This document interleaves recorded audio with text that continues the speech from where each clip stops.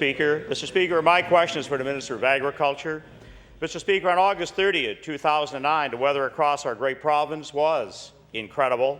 The sky was clear, the sun was shining brightly. It was a perfect day to get out with friends, family, neighbours, and enjoy great local food and fun in Nova Scotia. One might say it was the perfect day for a picnic, Mr. Speaker, and yet, Mr. Speaker, there was no picnic.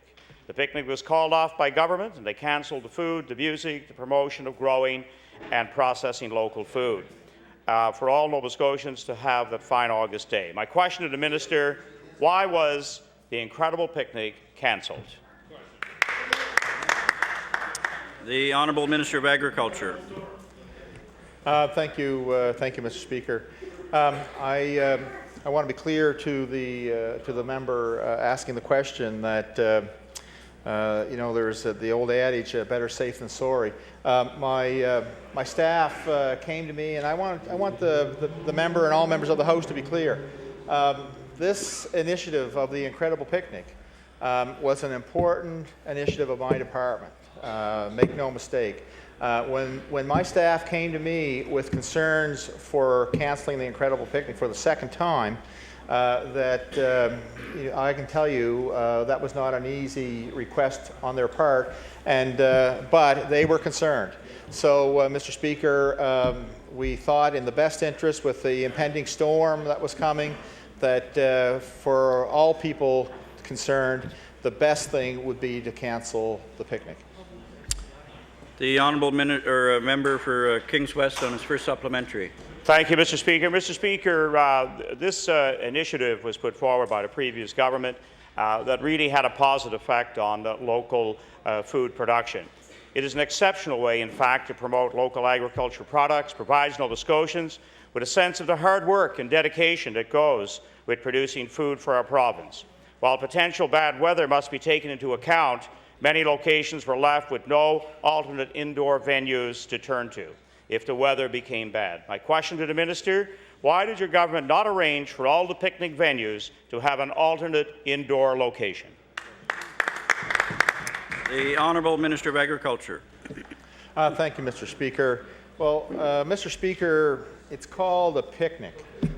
So as much as it was possible to have the event in the outdoors, and in Nova Scotia, we like to think as much as possible that we do have good weather, and I would say as someone who has tried to make hay the last 3 or 4 years, we've had wet summers, so I'm well aware. But look, we plan this weeks ahead, and so you have to take the weather as it comes. I would say that I will take it under advisement in the future that to try to have inside venues.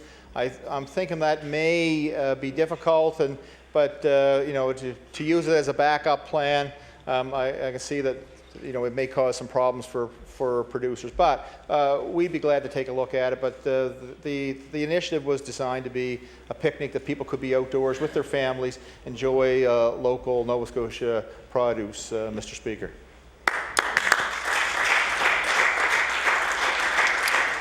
The Honourable Member for Kings West on his final supplementary. Thank you, Mr. Speaker, and thank you, Mr. Minister, for that commitment. And I'm sure if funding keeps coming to keep our arenas open, that could be one possible place. But last week, in the speech from the throne, there was little mention of agriculture as a priority for this government. In fact, Mr. Speaker, there were only 2 sentences devoted to an important sector of Nova Scotia's economy. I suppose we can expect this to be the status quo when it comes to this government's plan for agriculture. Mr. Speaker, many producers involved in the picnic supplied goods at their own expense. Some farmers may not return. Future contributors could be deterred from participating in future provincial events. My question to the Minister, what will you do to ensure that farmers and producers continue to take part in future incredible picnics? The Honourable Minister of Agriculture. Thank you, Mr. Speaker. Look, I can only guarantee the member that we are still interested in pursuing the incredible picnic next year. We don't have any intention of trying to control the weather. The producers who participate in this will be doing this, on the idea that they're trying to advertise their own products, and if it turns out that the weather, doesn't show up as helpful, they may have to have an alternate plan for themselves as well. But as much as it's possible to mitigate against disaster, we'll see what we can do, Mr. Speaker. The honourable member for Hants West. Thank you, Mr. Speaker. My question is for the Minister of Agriculture. Mr. Speaker, the Minister of Agriculture had promised during an election campaign $2 million that the previous government had put up for the Cattle Farmers Association.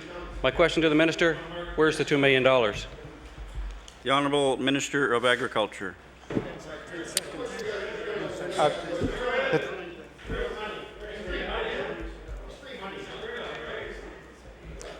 Mr. Speaker. Order. The time for oral question period has expired. I'll now recognize the Government House Leader. Thank you, Mr. Speaker. Almost caught me napping. Mr. Speaker, I'd like to call for order of business the address and reply. The address and reply to the speech from the throne, and I'll recognize the honourable member for Hammonds Plains Upper Sackville.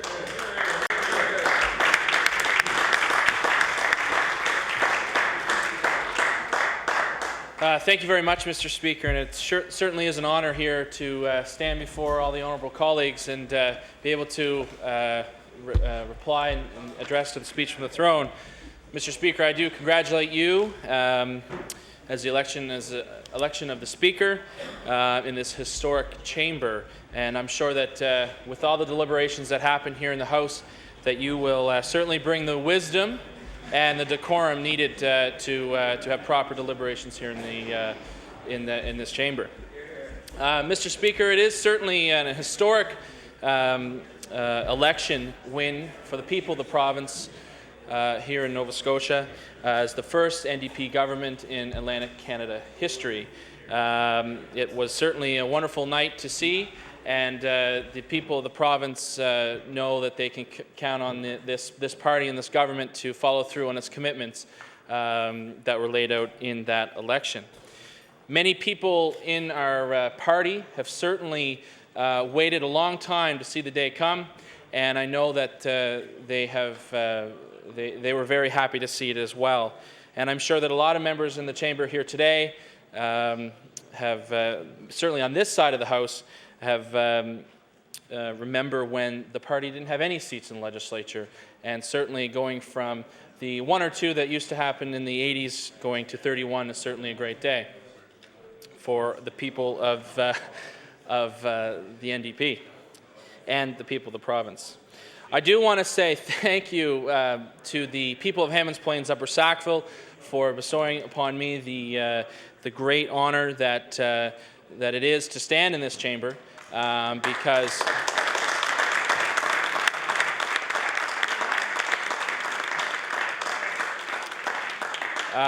as the Honourable the Premier mentioned yesterday, in fact, I am the youngest person ever to be elected in the chamber, and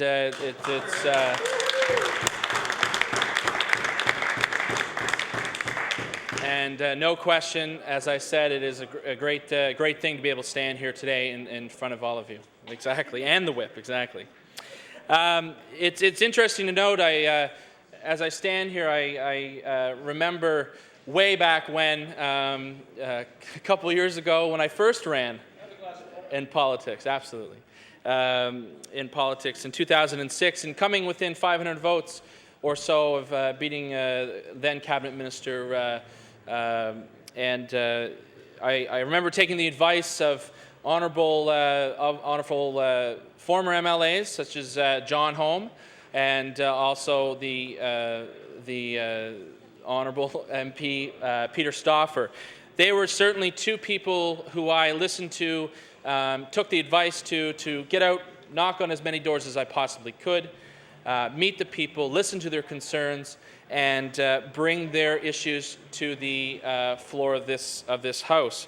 And I remember going out door to door, and I'm certainly sure that any member of the chamber here whose constituency falls within the riding of Sackville Eastern Shore certainly hear constantly that Peter Stauffer, he gets back to me.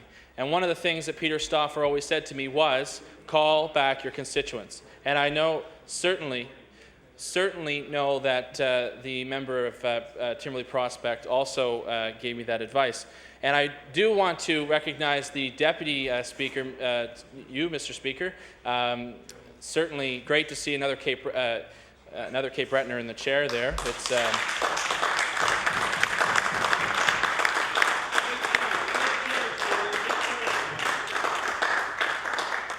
and I know that you will also bring wisdom and decorum to the chair as the member for Cape Breton Nova. Thank you. Yes, Mr. Speaker, when you hear from the former members, and obviously there's lots of advice going on around here from members who sit here as well as MPs, it's one of those things that I know that the constituents want to hear from their MLA or their elected representative, and I know that I will certainly do my best to get back, call back to my constituents as much as possible. Mr. Speaker, I do want to acknowledge some of the campaign team that worked on our election in the riding of Hammonds Plains Upper Sackville. One person I do want to recognize is a gentleman by the name of Wayne Copeland. He certainly brought the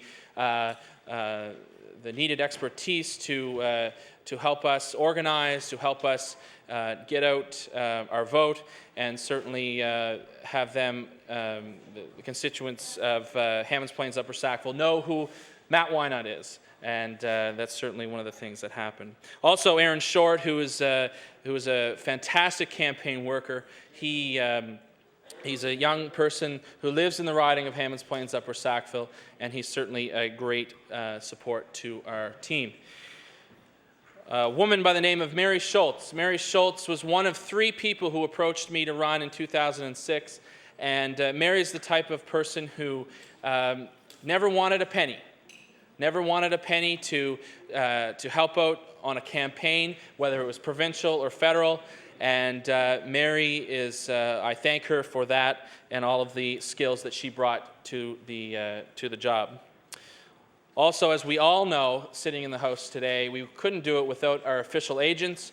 They're the people who handle the money for our campaigns and all the official recognitions that take place as a candidate running for office. And Sandra Jones, as she said to me on election night, finally, we see the day that a member of the NDP is holding the seat of Hammonds Plains Upper Sackville, and it's a good day for the people of Hammonds Plains Upper Sackville.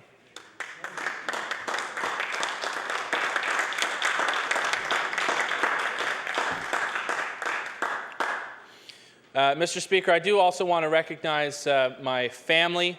As we all know, they play a very important role in our life as we sit here in the chamber. Of course, my partner, my fiancée, Charlotte Killen, who certainly is my rock, who it certainly helps me out in anything that I endeavor upon. And she's actually the bravest of them all, Mr. Speaker, because she's actually marrying into politics, whereas sometimes she's marrying me, exactly, yeah. She's marrying into politics, and she's certainly brave to do that. As we know, sometimes when people get into politics late in life, their spouse is already there with them.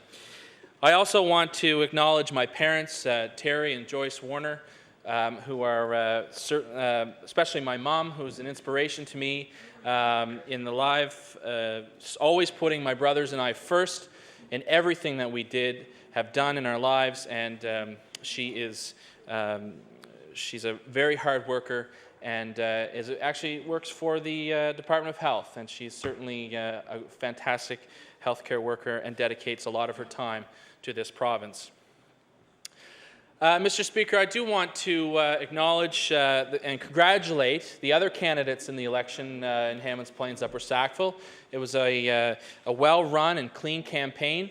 Certainly saw many people, many of their workers out on the doorstep trying to get their message out, and that's one of the things that is important in democracy, is getting out your message and certainly getting out and knocking on as many doors as we could. And we also saw a great thing in our Liberal candidate, Patrick Doyle, who he used his bicycle to get around. Instead of using his motorized, his car to get around, he used his bike. And it's one of those things, the green initiatives, that is very important here in the province. Mr. Speaker, after the 2006 election, when I first put my name on the ballot, I made a commitment to myself and to the party that I would indeed put my name on the ballot again in 2009, excuse me. And I worked for 2.5 years straight, getting out, going to events, knocking on doors, raising the money that was needed, and finding a dedicated team to get the NDP message out. And it's certainly one of those things that I think Nova Scotians and the people of the constituency that I represent now want to see in a politician, is getting out and seeing the politician not only during election period. And that's certainly one of the things that we try to tell our members, that we have to continue to do that work, that on-the-ground work needed to have the confidence of the people that we represent. Mr. Speaker, the people I spoke with during the campaign, they wanted genuine leadership from our party. They wanted fresh ideas, they wanted a leader they could trust, and they wanted a better deal for them and their families. And Mr. Speaker, we know that Nova Scotia is a great province to live, to work, to play, and to raise a family, and to do business. And we want to make sure that we continue to do that. And to, as we've seen in the speech from the throne and through other speeches, that yes, in fact, we should be the place that people want to come and live because of those various things. And one of the things that we talk about in this campaign, and we've talked about for a very long time, is removing the provincial portion of the HST of home electricity costs.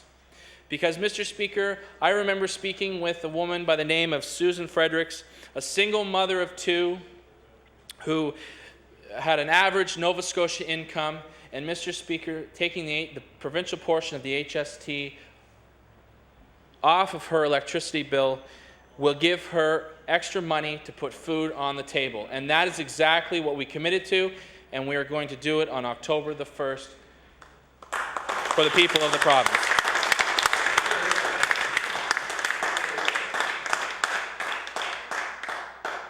Mr. Speaker, it's also, I also spoke with a gentleman by the name of James Dunsworth.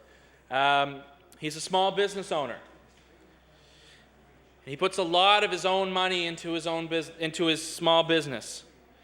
And because of taking the HST off his home electricity costs, he will be able to invest more money into his business and support the much needed funds for various community groups and organizations within our constituencies.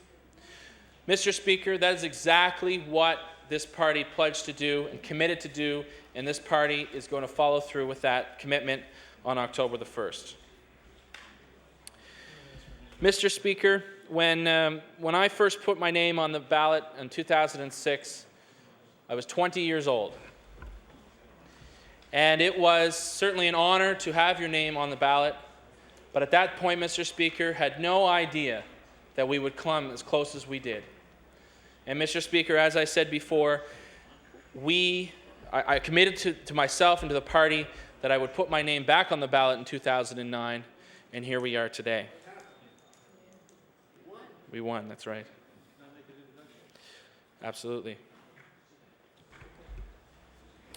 Thank you. The Honourable Minister of Transportation and Infrastructure Renewal on an introduction. Thank you, Mr. Speaker. Welcome to the Chair. I draw the attention to our galleries, the visitors we have here today. We have McDonough MacDonald, a resident of Bedford, and the constituent assistant for the member from Bedford, correct? We have Harrison Reagan, who is present today, and we have my member of Parliament for Halifax West, who is present.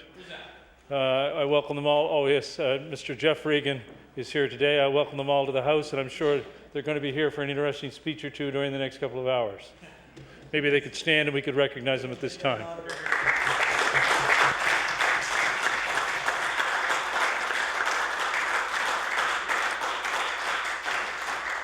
A warm welcome to the House, and hope you enjoy the proceedings. The Honourable Member for Hammonds Plains, Upper Sackville. Thank you very much, Mr. Speaker, and certainly a warm welcome to the member, the member from Bedford Birch Cove's family, and as well also to the member of Parliament who actually overlaps some of the constituency that I represent, and my soon-to-be MP, because I'll be moving into Lucasville. So there you go. Mr. Speaker, one of the very important pieces in my life and the way that I've grown up is the United Church of Canada. And Mr. Speaker, I've been involved with my local my local church for many years, and it's certainly the support and the friendly environment and the stewardship that goes on there that has molded me to the person I am today. Good or bad, exactly. Knox has served the community of Sackville for over 118 years. It was the original Presbyterian church. It was built in 1891 and served as a church home to about a dozen people.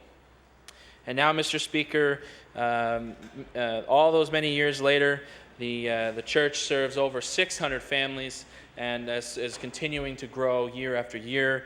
And it's certainly, it was in 1925, the congregation followed the action of Bedford Presbyterian Church and entered into the United Church of Canada, becoming Knox United Church. And Mr. Speaker, I'm just unfortunately gave up the position of chair of the church council, but it was certainly an honor to have served that role and to the people of the congregation of Knox.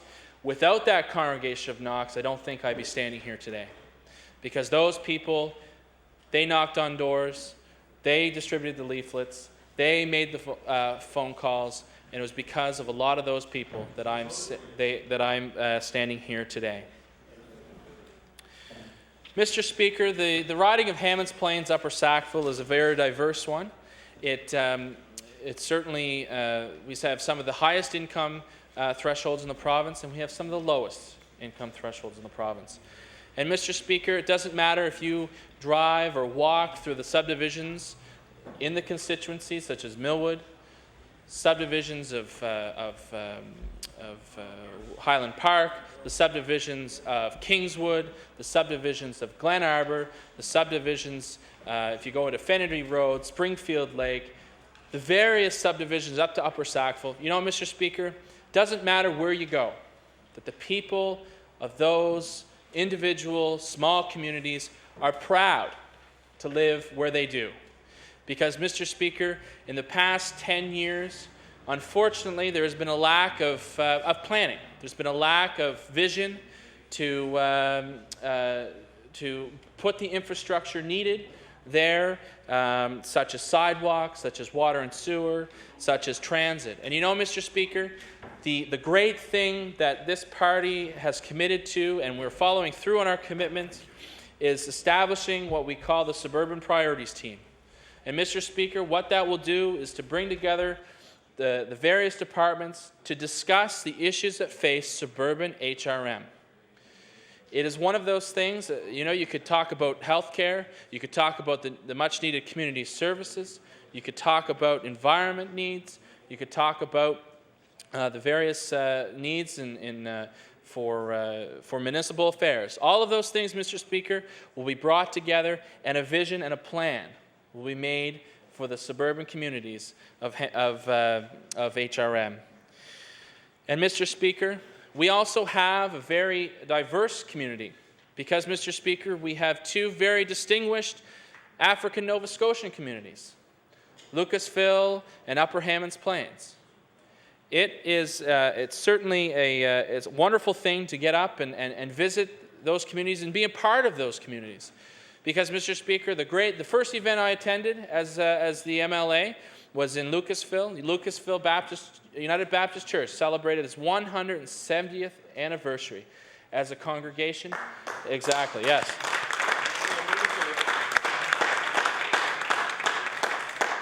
And that's right, Mr. Speaker, and my fiance and I have purchased a house in Lucasville, and we're looking very forward to moving there and being a part of the community.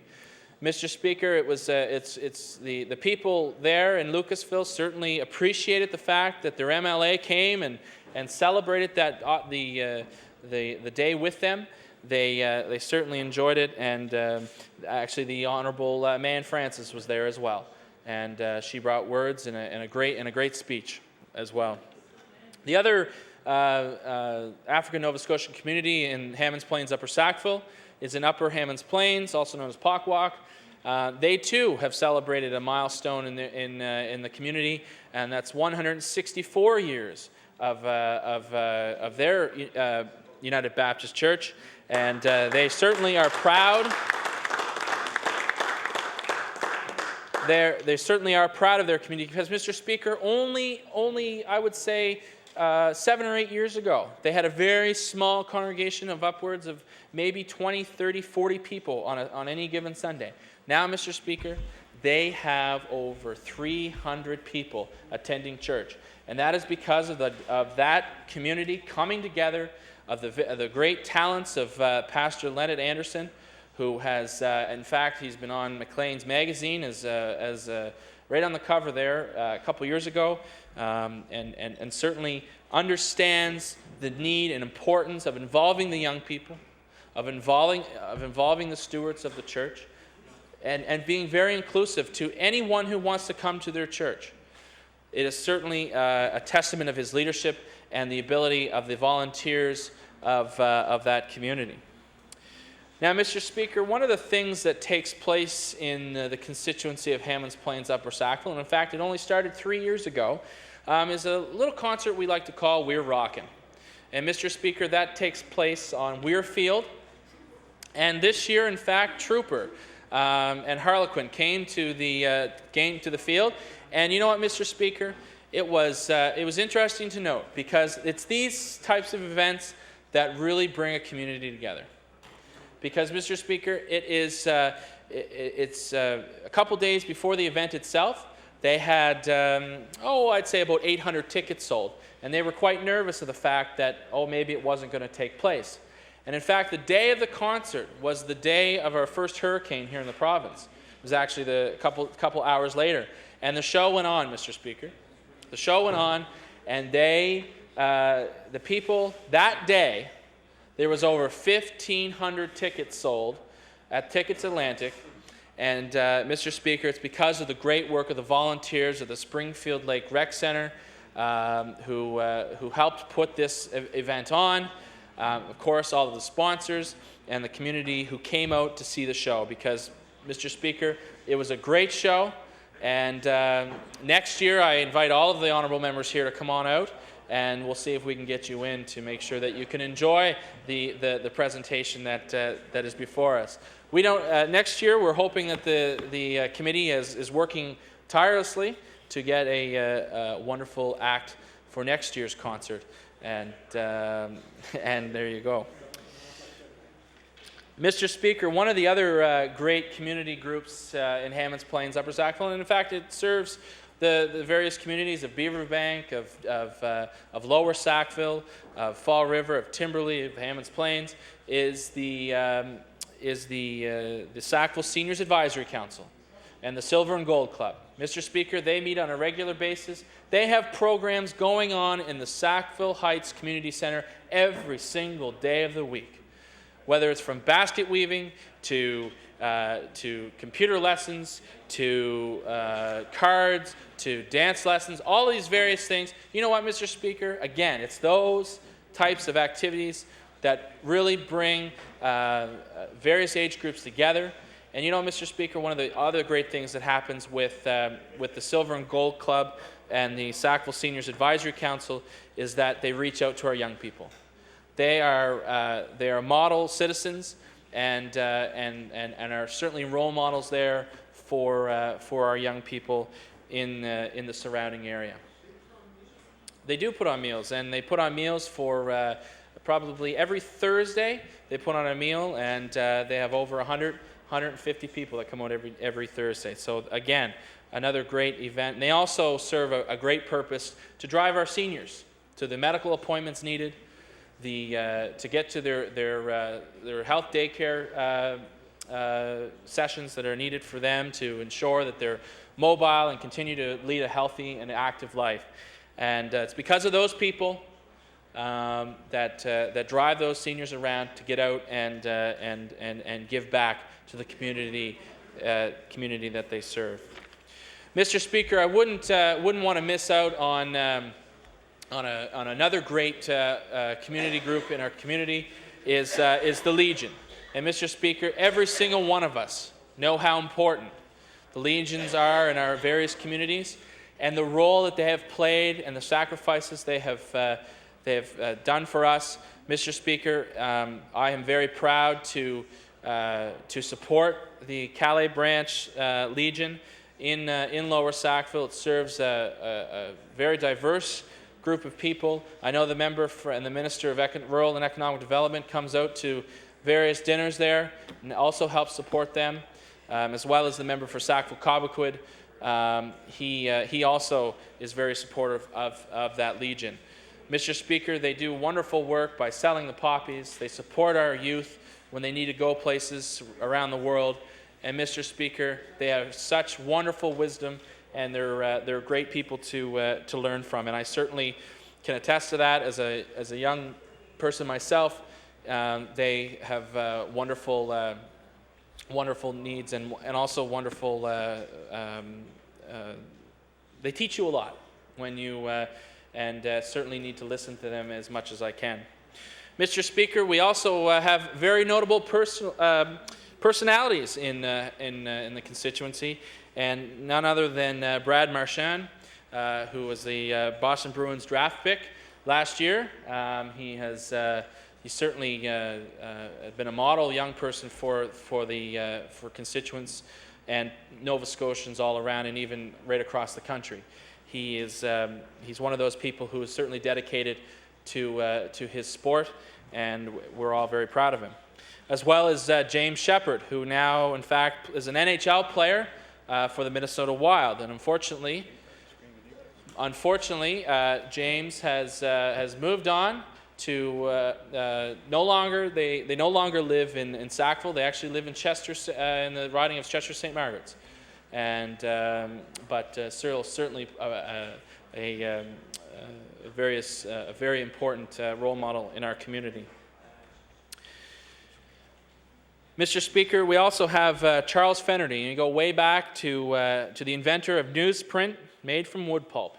Believe it or not, Charles Fennerty, right from Sackville, right from Middle Sackville, and he certainly, again, we are very proud to say that he is from our community. Mr. Speaker, we have two very prominent fire departments in our community. One being the Upper Hammonds Plains Volunteer Fire Department. It was all by volunteers, and they've certainly built from a very small number of members to a very robust and exciting group of people. Mr. Speaker, one of the great avenues of having representing Hammonds Plains Upper Sackville is the community groups and the volunteers that come together every year to celebrate the Sackville Volunteer of the Year. We come down every year in the spring to celebrate, and various community groups various community groups nominated a Volunteer of the Year, and then we have an overall Volunteer of the Year for Sackville. And Mr. Speaker, it's great to see so many people giving back to the community that they grew up in, and again, we're very proud to see that come forward. Mr. Speaker, the community of Sackville is growing. It grows year after year, and Mr. Speaker, over the past number of years, we've seen an increase of population of over 7%. And Mr. Speaker, we serve the community of Sackville is served by the Sackville Sports Stadium, a great place to go and work out and do the needed physical activities for the people in the surrounding area. Mr. Speaker, and also a couple years ago, the great work of the Sackville Rivers Association and the community abroad as well have brought together what they call the Bedford-Sackville Connector Greenway. It's a crushed gravel walkway that connects all of Sackville right down to Bedford. And it's a great walk, and I encourage all members, if you're in the vicinity, to stop by when you pass by the 101 there in front of the old Cobequid Centre and take a walk on the trail. Mr. Speaker, I do want to talk a little bit about the speech from the throne. It's one of vision, one that Nova Scotians voted for in the past election. And as I mentioned in the past, our party is committed to making life more affordable for the people of the province. Mr. Speaker, and our party is committed to making the province a better place to live, work, do business, and raise a family. And Mr. Speaker, as we outlined in the speech from the throne, we're committed to creating the secure jobs the Nova Scotia economy needs. We're committed to keeping ERs open and reduce healthcare wait times. Mr. Speaker, ensuring that more young people stay and build a life here in Nova Scotia. Because, Mr. Speaker, as I know, there are young people right across this province who were leaving Nova Scotia, and I know that this Premier and this government will make sure and help to entice young people to stay here and to build a home, because it is home. They shouldn't be going out to Alberta or going out west to start a life because of the debt burdens that they may have. They should be doing it right here in Nova Scotia to help the Nova Scotia economy grow.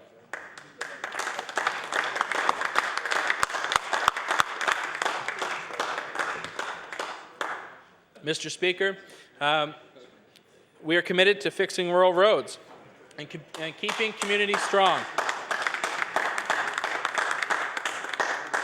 Because, you know, Mr. Speaker, we all travel all over Nova Scotia.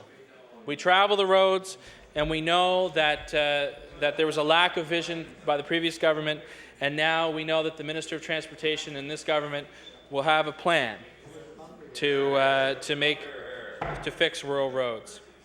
Mr. Speaker, I've already talked a little bit about the launch of the Suburban Priorities Team to strategically address the challenges facing suburban Nova Scotia and suburban HRM and suburban communities right across the province.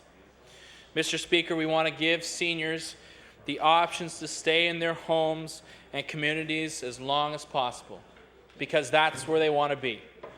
They want to live as long as they can in their communities that they have helped build, because they deserve a government to look after them when the times are tough. And Mr. Speaker, I'm certainly glad to see in the coming months the opening of the Northwood nursing home that will be servicing Hammonds Plains and the various communities, the outlying communities. And in fact, I took a tour there the other day, and it is absolutely beautiful. And certainly proud to see that has gone forward. And I know that they want to continue to expand that facility, and I'm certainly looking forward to working with them to go there. And Mr. Speaker, the other great thing to see as well is that the government will be living within its means. You know, Mr. Speaker, we committed to an independent audit to determine the true state of the books, and that's what we did. Mr. Speaker, we reduced cabinet from 12 to 18. That's That's what I meant. From 18 to 12. Thank you, sir. Yes, thank you. Put the legislature back to work, and that's exactly what we're doing here today, Mr. Speaker, and doing an expenditure review process. Mr. Speaker, I look forward to working with my fellow colleagues and for the people of Hammonds Plains Upper Sackville. Because, Mr. Speaker, I'm committed to working with them every day, every week of the year. And, Mr. Speaker, I thank you for the opportunity to address you and my fellow colleagues here today, and again, looking forward to speaking in the future. Thank you very much.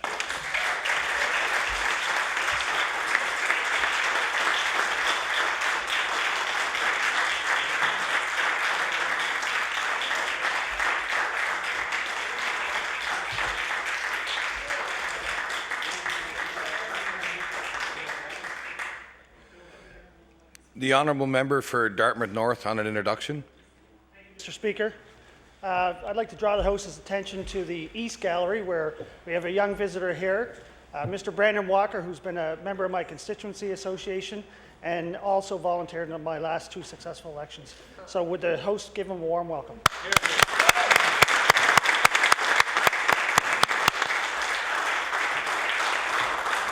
Welcome, and I hope you enjoyed today's proceedings. The honourable member for Bedford Birch Grove.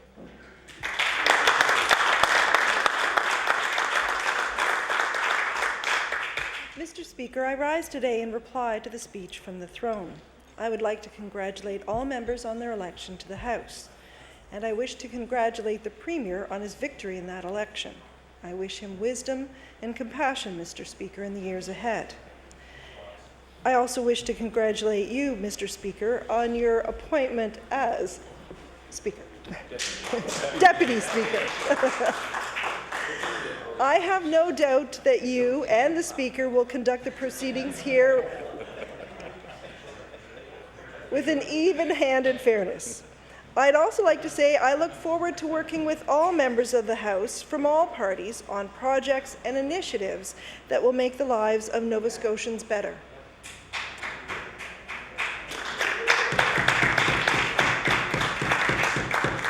I have already enjoyed the contact with the members from the ridings that border Bedford Birch Cove, Halifax Clayton Park, Hammonds Plains Upper Sackville, Waverley Fall River Beaverbank, and Sackville Cobequid.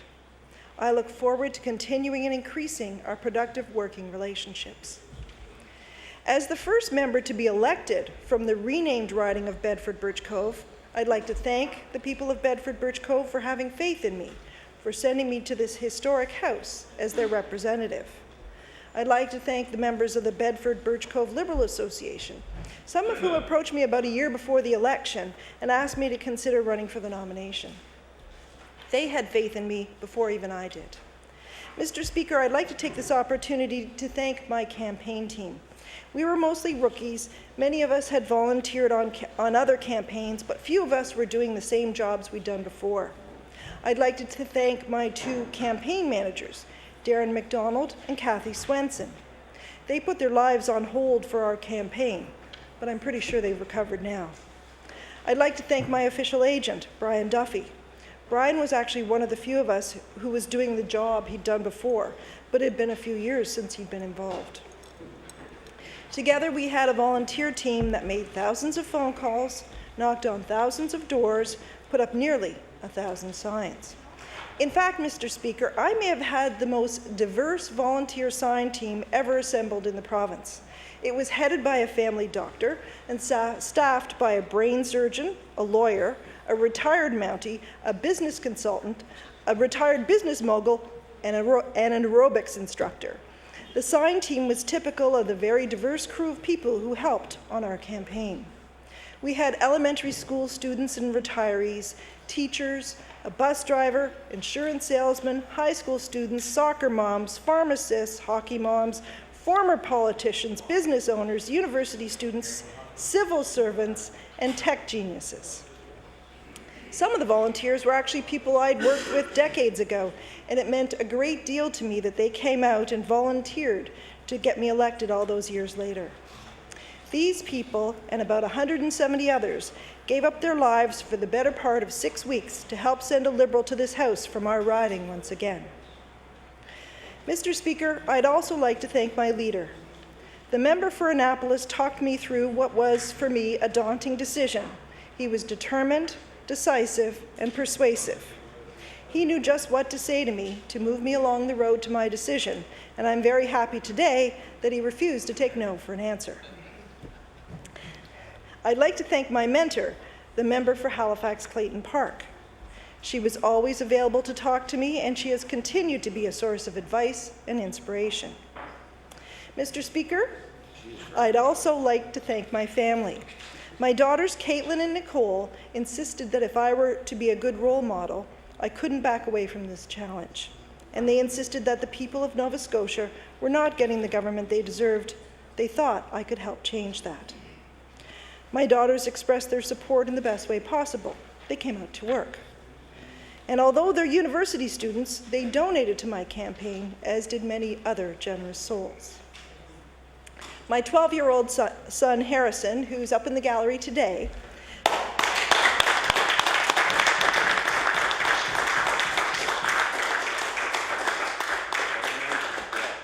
isn't he cute?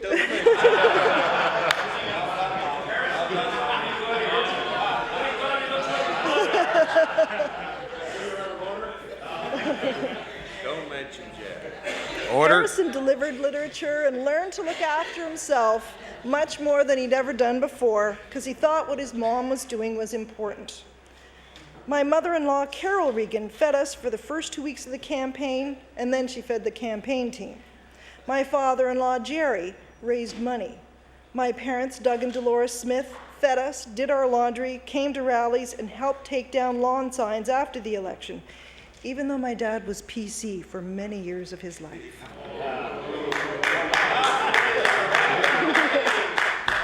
I hate to tell you guys, but sometimes old dogs can learn new tricks.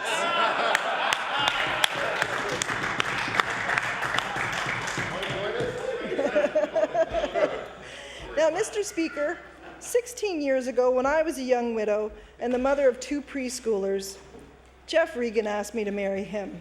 But before I made my decision, he wanted me to know what I was getting into.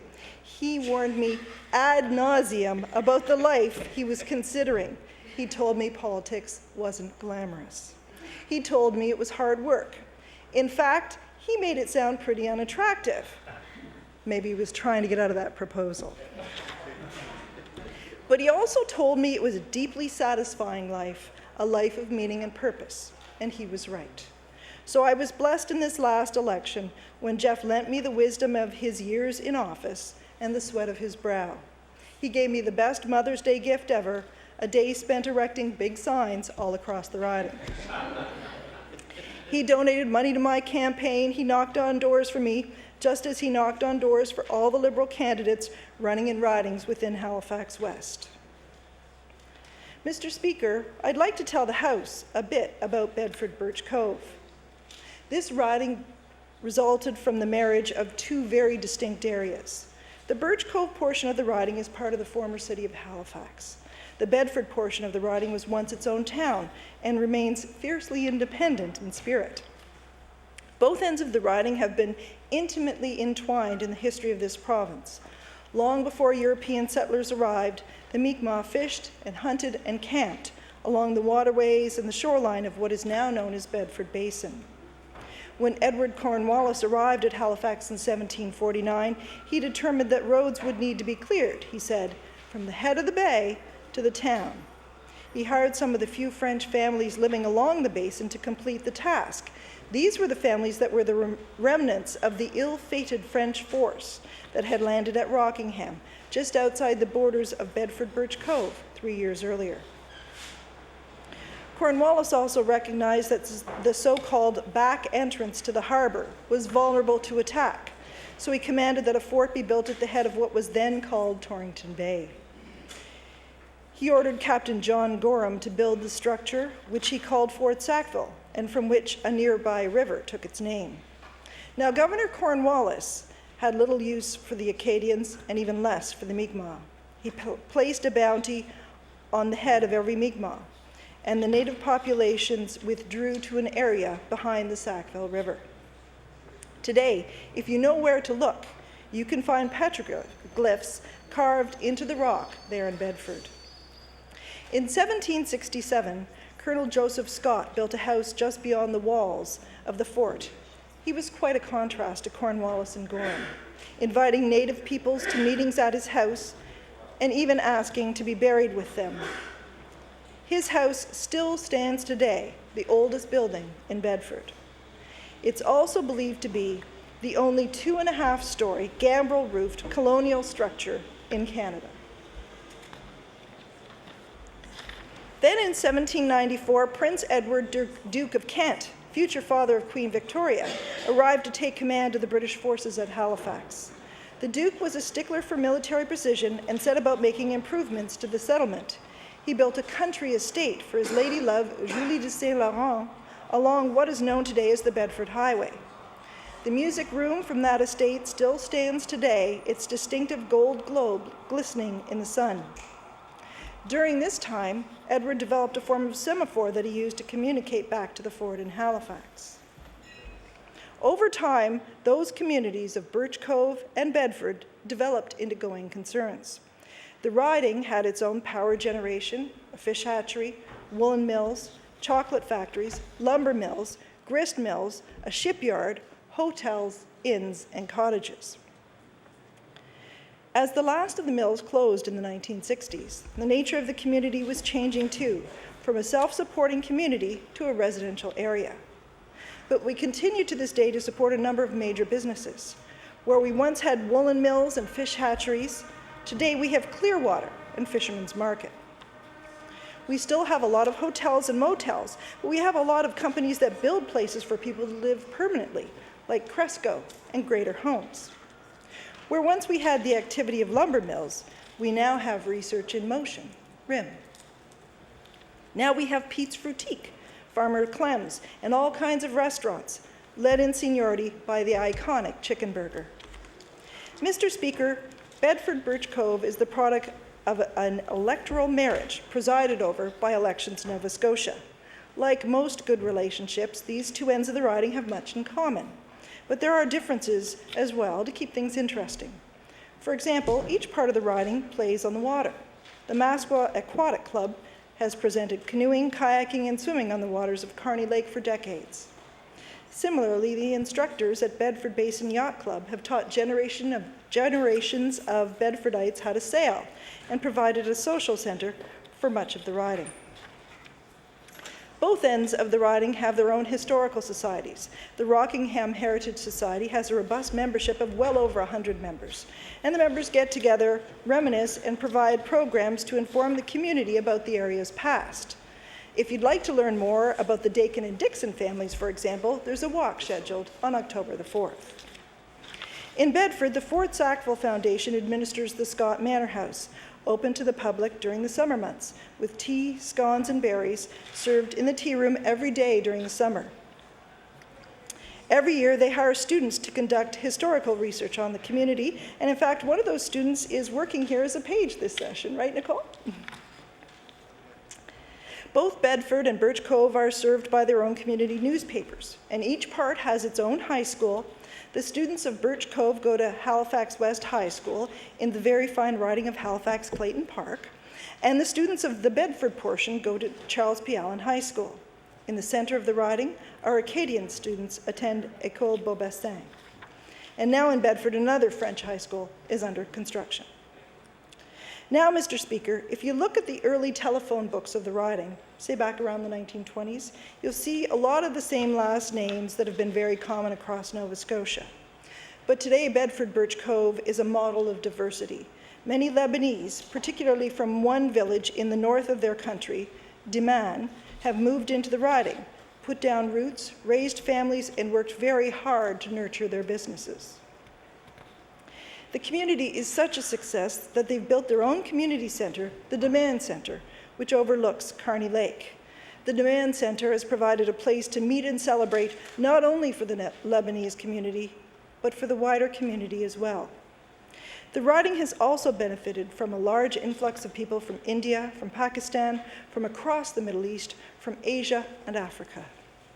Bedford Birch Cove has seen explosive growth over the last 10 years, and much of that has been from immigrants who have arrived from around the world. That diversity has presented challenges, for example, in the school system, where students arriving often need ESL instruction. In any given classroom, there may be students speaking 4 or 5 different first languages, some of them at various levels, requiring different levels of assistance. Now, while the two ends of the riding have a lot in common, they're also different, and the issues I heard about on the doorsteps were different. Mr. Speaker, the #1 comment I heard on the doorsteps in the Birch Cove part of the riding during the election was that the residents did not feel like they were part of the riding. They told me they hadn't been communicated with, and I took their concerns to heart. After the election, I became concerned about how residents would be able to access me when we're here in the House. And that's why my first MLA's mobile office hours will be in Birch Cove at the Howard Johnson Blue Nose Inn on Wednesday, October 14th at 7 p.m. Residents will be able to access their MLA in their own community, simply booking their appointment by calling Madonna at my constituency office. Mr. Speaker, in the Bedford end of the riding, the #1 issue I heard about on doorsteps was a lack of infrastructure. All of the riding has seen massive growth over the past 10 years, but Birch Cove has benefited from the many new facilities completed or under construction in Clayton Park. In Bedford, however, I heard a different story. Facilities have simply not kept pace with the growth. Over the past decade, some big promises had been made. Projects had been announced, usually at election time, but they had not been completed. Mr. Speaker, imagine for a second schools that are not wheelchair accessible, schools that don't have gyms, schools where if a child has an injury and is on crutches, he or she can't go to the library, to the computer lab, or get to the French immersion classes, because there's no elevator and there is no ramp. Imagine schools that can't have computers in the classroom because their wiring can't handle more than 1 computer per room. Schools that are so jammed that people move out of the catchment area because there's no place for children to receive resource assistance. And imagine, with one exception, those schools that do have good facilities are filled well beyond their capacity. Mr. Speaker, these are not imaginary situations. This is education in Bedford Birch Cove.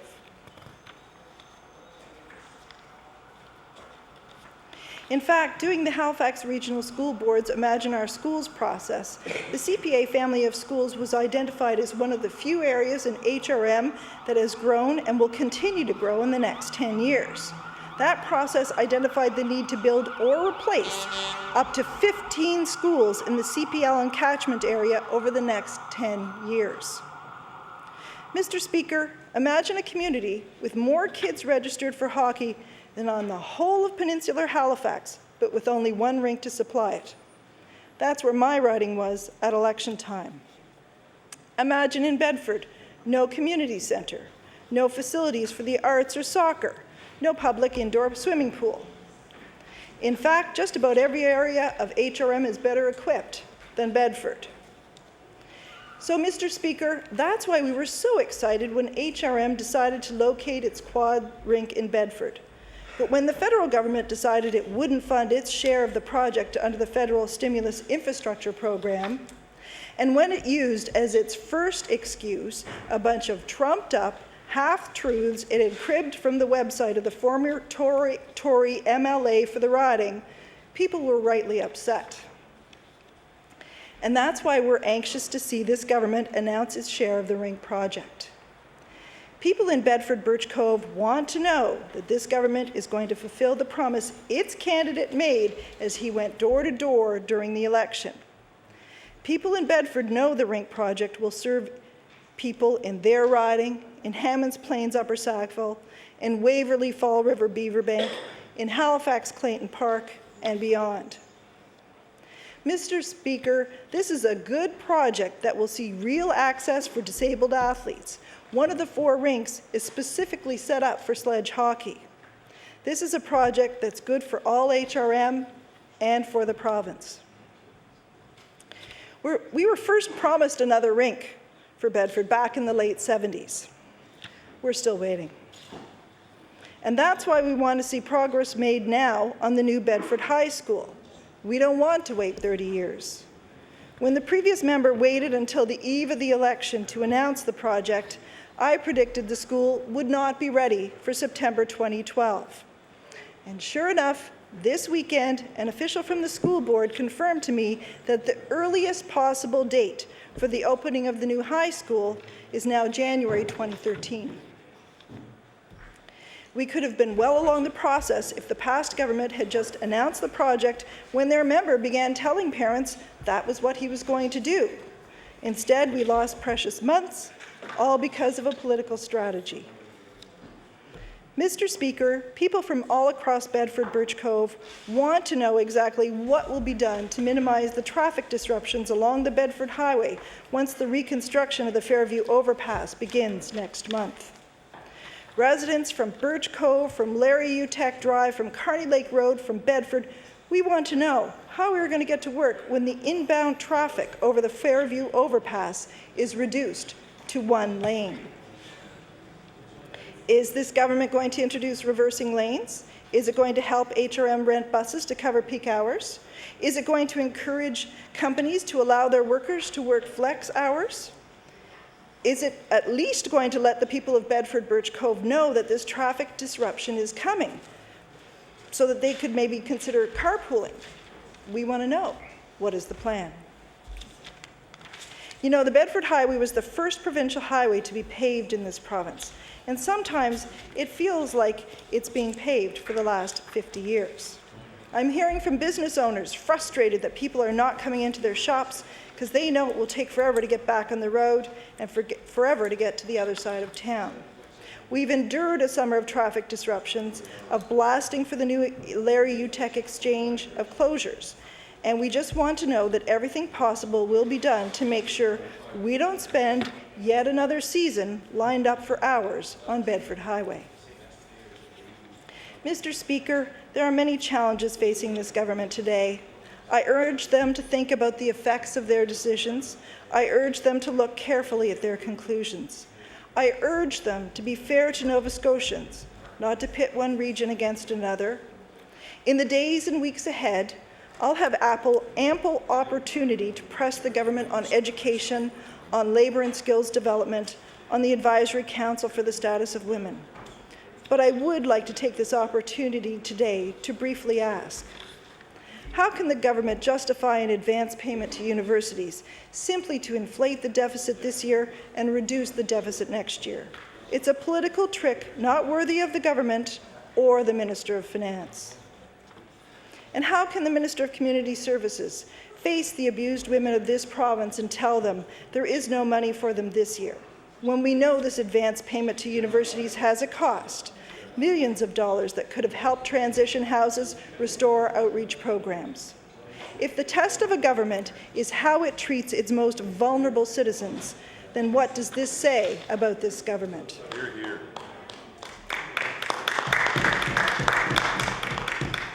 And why does this government persist in maintaining the fiction that a tax break after graduation will help disadvantaged students even make it into post-secondary education?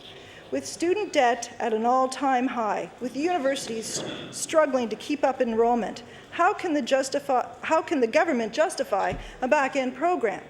It will do nothing to help students whose families are living in poverty take that first important step to a better life. It will do nothing to encourage the enrollment from underrepresented parts of our population, the Mi'kmaq, for example. Mr. Speaker, we need those workers of tomorrow, or we will not be able to pay for our social programs. Studies into the effectiveness of programs that pay graduates to stay in the province show these programs simply pay people to do what they were going to do anyway. They do not affect the outcome. They may sound good in practice, but they just don't work. Surely, Mr. Speaker, we can provide more effective help than this. I urge the Minister to reconsider the program.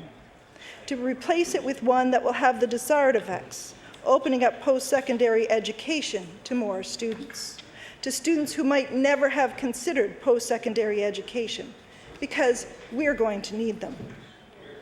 I thank the members for their indulgence this afternoon. It has been a privilege speaking here in the House,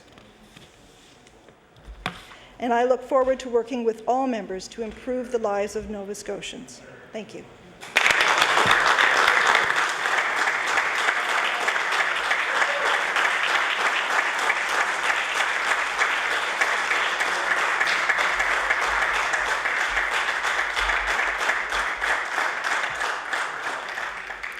The honourable member for Cumberland South.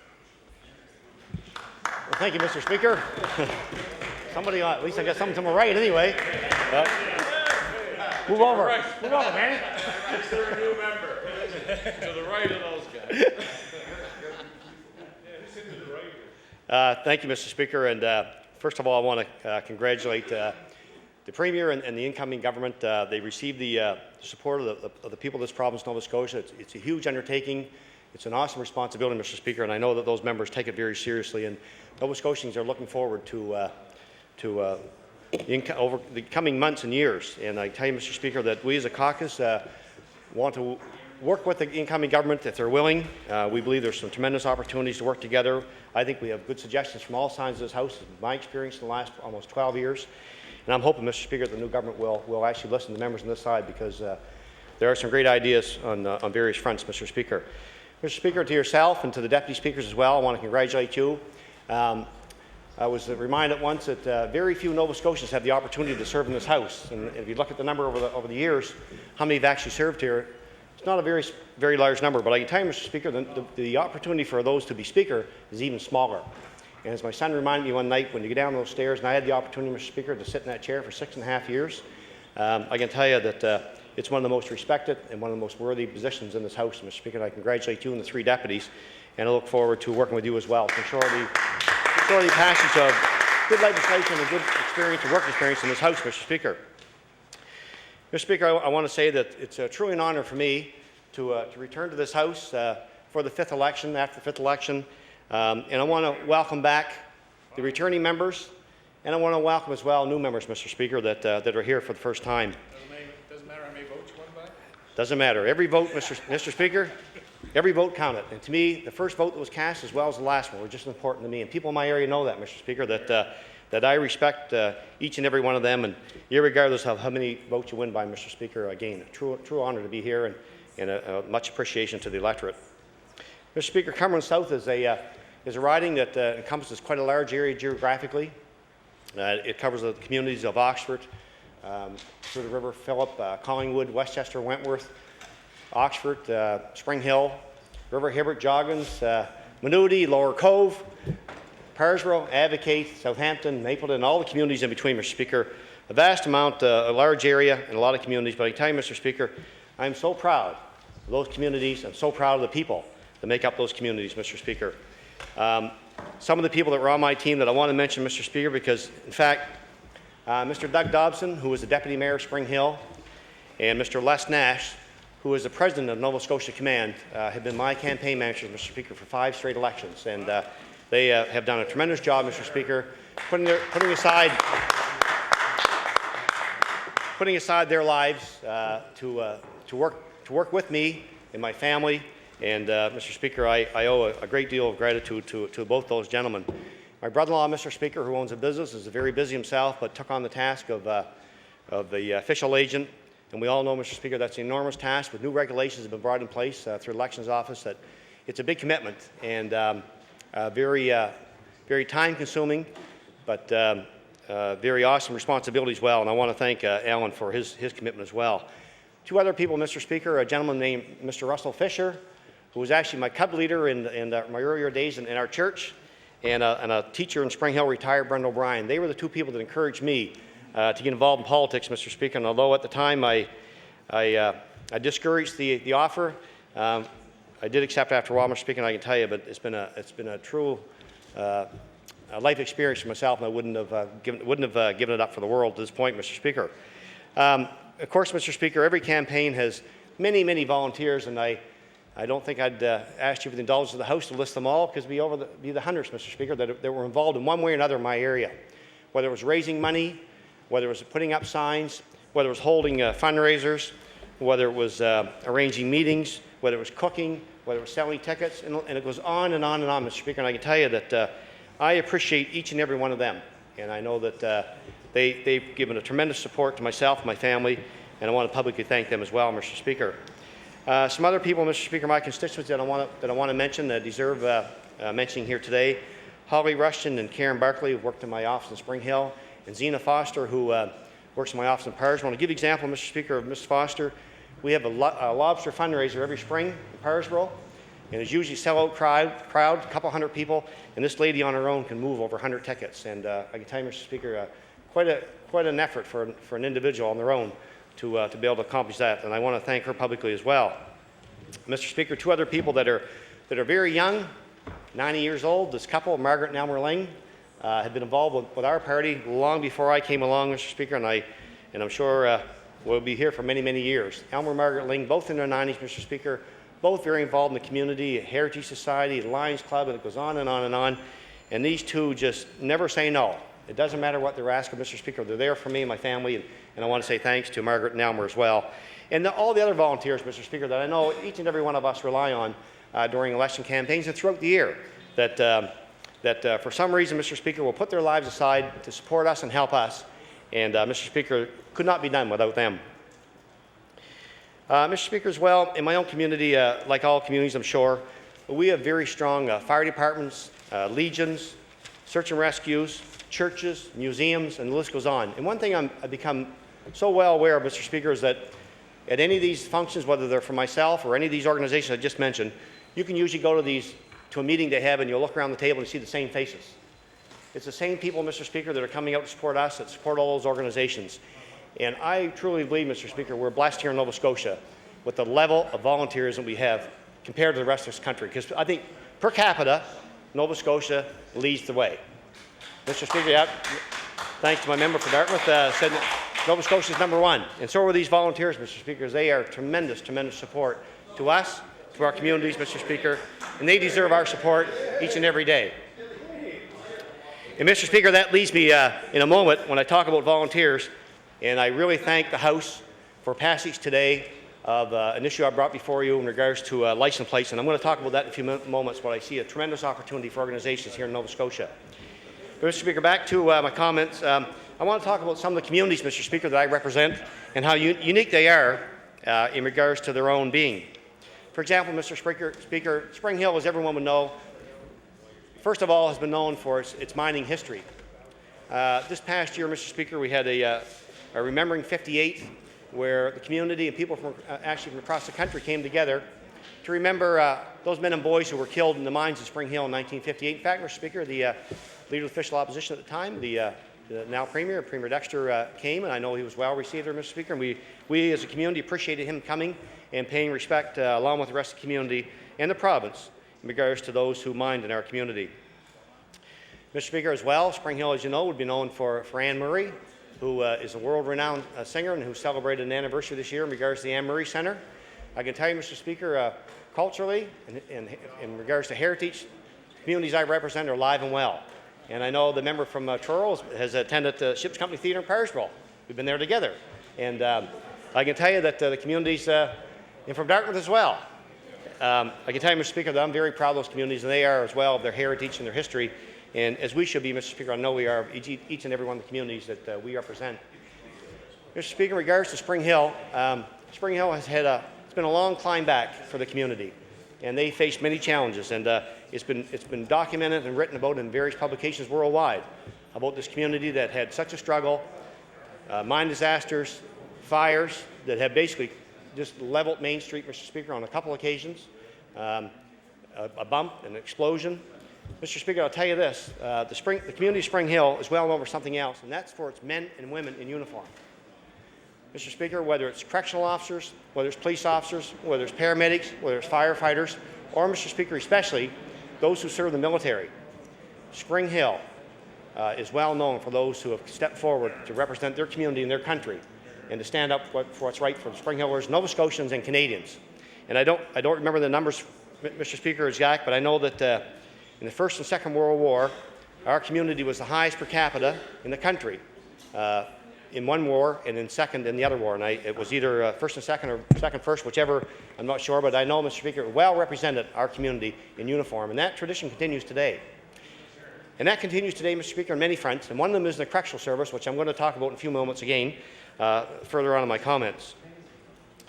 Mr. Speaker, the community has a brand new community centre, and I want to say, Mr. Speaker, here today that as an outgoing government, I want to pay respect to former Premier Ham and to former Premier MacDonald, who, Mr. Speaker, without their support and their efforts and their encouragement and their commitment to my community in regards to funding for a community centre. Mr. Speaker, there was a number of years ago, the rink in the community actually collapsed while a young group of minor hockey players were in the building. And Mr. Speaker, just a few more seconds without the quick action of an employee, I'm afraid it would have been another tragedy for that community. But fortunately, Mr. Speaker, it was averted. Those young children, their family, their parents, and approximately 100 escaped the building before the whole thing collapsed, and we were thankful for that. And Mr. Speaker, that left the community with another real challenge, and that was either to replace this centre, this rink, with another size rink that it had, but the community wanted something bigger and better for itself. The community wanted to move forward. The community decided, Mr. Speaker, they wanted a building that was in excess of $6 million. Now, for a community that doesn't have a lot of business base, for a community that has had many challenges over the years, Mr. Speaker, that was quite a task for the community to take on, but they did. And Mr. Speaker, I'm very proud that Premier Ham, through the government, and then Minister of Tourism, Culture and Heritage, and then later to become Premier MacDonald, committed $1.75 million. $1.75 million was contributed by the community, by the province, to the community for that centre. And I tell you, Mr. Speaker, today that centre is operating, and it hosts a very lively Junior B hockey team that is filled to capacity, Mr. Speaker. I believe in the league, it's probably known as being the most attended games that happens anywhere in that league. And the member for Timberley Prospect, who has an opposing team, I know has had his players in my area, and I've been down to his, and I want to just mention that last year this team actually took the provincial title, which I'm sure they'll do again this year, Mr. Speaker. But yes, the MLAs played there as well, and I'm trying to remember who won. The MLAs put a team together. We actually played the military team from Gagetown. Yeah, young Mark Joseph actually organized that. In fact, I just got an email from Mark the last few days. He's now in Afghanistan. So I'd asked everybody to keep Mark and his family in their thoughts and prayers, because this young man has been there before, and he's over in Afghanistan again. And he's a great young guy. In fact, he played hockey for me many, many years ago. And I'd like to think that his success today is a bit of a tribute to myself, and had some influence in that young man's life. But Mark is a great young man, and we're very proud of him, and many, many more from my communities I represent that are actually in Afghanistan today, representing our great country and standing up for the things that we take for granted each and every other day, trying to ensure that the people in other parts of the world have those freedoms as well, especially men, women and children, who they tell me that when you talk to some of these young men and women that are going there, that will tell you that the way that women and children are treated in those countries is just deplorable, and they're fighting for them to be able to have some freedoms and some rights that we have, for example, in schools and in the community. The other young girl that's been over there that actually babysat my two kids, Carla Penny, her name was Carla Herone, her maiden name. She's been there at least on a couple occasions, and again, goes back to what I said earlier about the tremendous commitment of people from my communities in regards to the military and what they do for our country. Back to the community centre, Mr. Speaker. So this community centre is used on a regular basis. We were there Saturday night. CIBC had a fundraiser for cancer, very well attended. And Mr. Speaker, the events go on and on and on. But Mr. Speaker, the reason I bring the issue of the community centre up is that previous to this community centre being built, there was no place in my community to hold and to host such activities as these. And I can tell you, Mr. Speaker, from weddings to you name it, they happen in that community centre, and we are very appreciative of all those who committed monies. There were people who volunteered, there were businesses, and Mr. Speaker, to raise $6 million in the community size of Spring Hill was no small feat, but in the true fashion of rural Nova Scotia, Mr. Speaker, they came together, and there we have it today. It's a very successful centre. Mr. Speaker, the community as well has been the recipient of a new water system. Monies were provided by the municipality, by this province, and by the federal government. which, Mr. Speaker, has been a real concern for the community of Spring Hill for many, many years. Mr. Speaker, I'm sure you'd appreciate when you can't offer good infrastructure, it's pretty hard to attract business to a community. Now, Mr. Speaker, this community has a very modern sewage system, very modern water system, and Mr. Speaker, now, as I just mentioned, a community centre that can host many functions. In fact, Mr. Speaker, when I do talk later about the correctional service in Spring Hill, Corrections Canada have been using the community centre of Spring Hill to provide core training for new recruits for correctional training throughout Canada, for Atlantic Canada. So, Mr. Speaker, that community centre is being used for many reasons, and it's going to go to support what I'm going to bring to this House here very shortly. Mr. Speaker, we've committed to and underway right now is a number of years ago, the school board tried to convince our communities that they should give up their high school, Spring Hill and Oxford both, and look at building a new school somewhere between Oxford, Spring Hill, and the main highway. Well, Mr. Speaker, I can tell you, Spring Hillers and people from Oxford have no part of that. They fought that, and I can tell you I'm very pleased to say that today there's a $7 million renovation underway at the Spring Hill High School, and Mr. Speaker, we look forward to the completion of that. As well, Mr. Speaker, we announced $4 million for the renovation to the elementary schools in Spring Hill. So there will be some public consultation, Mr. Speaker, to decide how that move forward, but very well received, Mr. Speaker, in Spring Hill. Now, Mr. Speaker, we've heard a lot of criticism over the last number of years in regards to long-term care, and our government wasn't moving fast enough, and that we should be doing more in regards to long-term care. Mr. Speaker, I'm very pleased to say that a new addition has been built to Highcrest Nursing Home in Spring Hill, 20 additional beds to the 50 that they presently have now. Mr. Speaker, and those beds are open any day now. In fact, I think some of the residents have started to move now. Mr. Speaker, as well at Highcrest, there's a veterans wing where those who have served and who are deemed to be needed that type of care through Veterans Canada can find themselves lodged in that facility. And I can tell you, Mr. Speaker, these veterans receive superb care, and I want to say congratulations to the staff and the owners of Highcrest for the excellent service they're providing to the men and women who are patients there, and as well, especially to those who are in the veterans wing at Highcrest. Mr. Speaker, the other community is Oxford, which is not too far from Spring Hill, and Mr. Speaker, has been the recipient of a new water supply, something that has been in demand and need for many, many years. In fact, Mr. Speaker, everyone here would have heard tell of Oxford Frozen Food. One way or another, the owners of Oxford Frozen Food probably touched 1,000 people in Cumberland County in regards to employment. And we would be devastated at Cumberland County if we lost that facility. But one of the concerns I had over the years, Mr. Speaker, was the quality of water. And I can tell you I worked very hard with the previous mayor, Mac McConaughey, in Oxford, and with the government. And, Mr. Speaker, we were able to install a new water treatment facility for the town of Oxford, and that has meant tremendous, tremendous success for the community, and especially for Oxford Frozen Food, who then, Mr. Speaker, as a result of that new water system, embarked upon a huge expansion. They now own and operate the largest freezing tunnel in North America in Oxford, Nova Scotia. Mr. Speaker, and almost an $80 million expansion, 50% of the tax base in one business. And I tell you, Mr. Speaker, so important to Oxford, so important to Cumberland County, so important to Nova Scotia. Because we all know that blueberries, how healthy blueberries are, and I hope everybody's getting their good dose of blueberries each day, because as you've seen, blueberries will make us all live longer. We all want to be here for question period to be able to be good and strong and be able to answer questions when called upon. But especially, Mr. Speaker, blueberry juice, as has been talked about lately, how the benefits of that. So, Mr. Speaker, there's Oxford and Oxford Frozen Foods, the blueberry community in my area are playing a large role in the world stage in regards to health. And, Mr. Speaker, I look forward to expansion of that industry as we know it.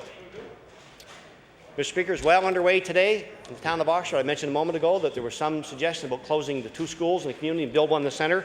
Mr. Speaker, I truly believe I've stood in this House, even my own colleague was the Minister of Education, to talk about the school and advocate Nova Scotia. These small schools, and I've heard it from members opposite when they're on this side of the House, and I hope they'll remember that when these issues become before you and you're making decisions. These small schools are vital to our communities. Larger is not better. Whether it's the ability to have one-on-one instruction, whether it's the young people who have challenges that they're facing in school, whether it's security issues, violence. Mr. Speaker, I don't think there's any question that's been proven. The outcome of small schools far outweighs building larger schools to simply accommodate funding issues on behalf of communities. And Mr. Speaker, that fight that we undertook in regards to advocate, that fight that we undertook in regards to Spring Hill, River Hibbert, Oxford, Mr. Speaker, is paying dividends. This coming January, thereabouts, I'm hoping that the Minister of Education will be coming to Oxford, and I want to be there with her as we stand and unveil, cut the ribbon for a brand new P-12 school that's under construction in Oxford right now, Mr. Speaker.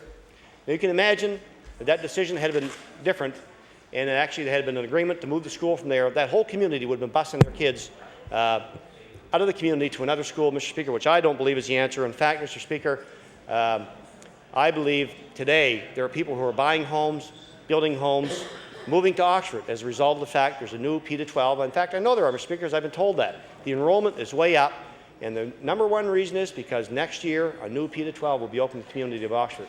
Mr. Speaker, that shows how important decisions of government are and what a vital role that plays in regards to the future of our communities. So I'm looking forward, Mr. Speaker, to the opening of that new P-12 in Oxford. And, Mr. Speaker, I'd like to thank the Minister of Transportation, and I will get a chance to do that, and especially the Deputy Minister. Mr. Speaker, when this new school opens this coming winter, there was a concern in the community that we were putting all the children in the new P-12, and that meant that the elementary children who are now on one side of the river in Oxford would have to, the majority of them would have to walk to the new P-12. And, Mr. Speaker, we heard from bus drivers, we heard it from the community, I heard it from the Mayor and Council, we heard it from teachers, and we heard it from students, that they were concerned about what that would mean by going across this particular bridge and how dangerous it probably would be for youth. So, Mr. Speaker, we're in the process now of building a new footbridge across that river in Oxford. And, Mr. Speaker, in fact, it was put in place last week, and I'm sure over the coming weeks it's going to be finished. And I just want to congratulate the Minister of Transportation and Infrastructure Renewal and the Deputy Minister, Mr. David Darrell, for coming forward on that commitment that we made in regards to that footbridge.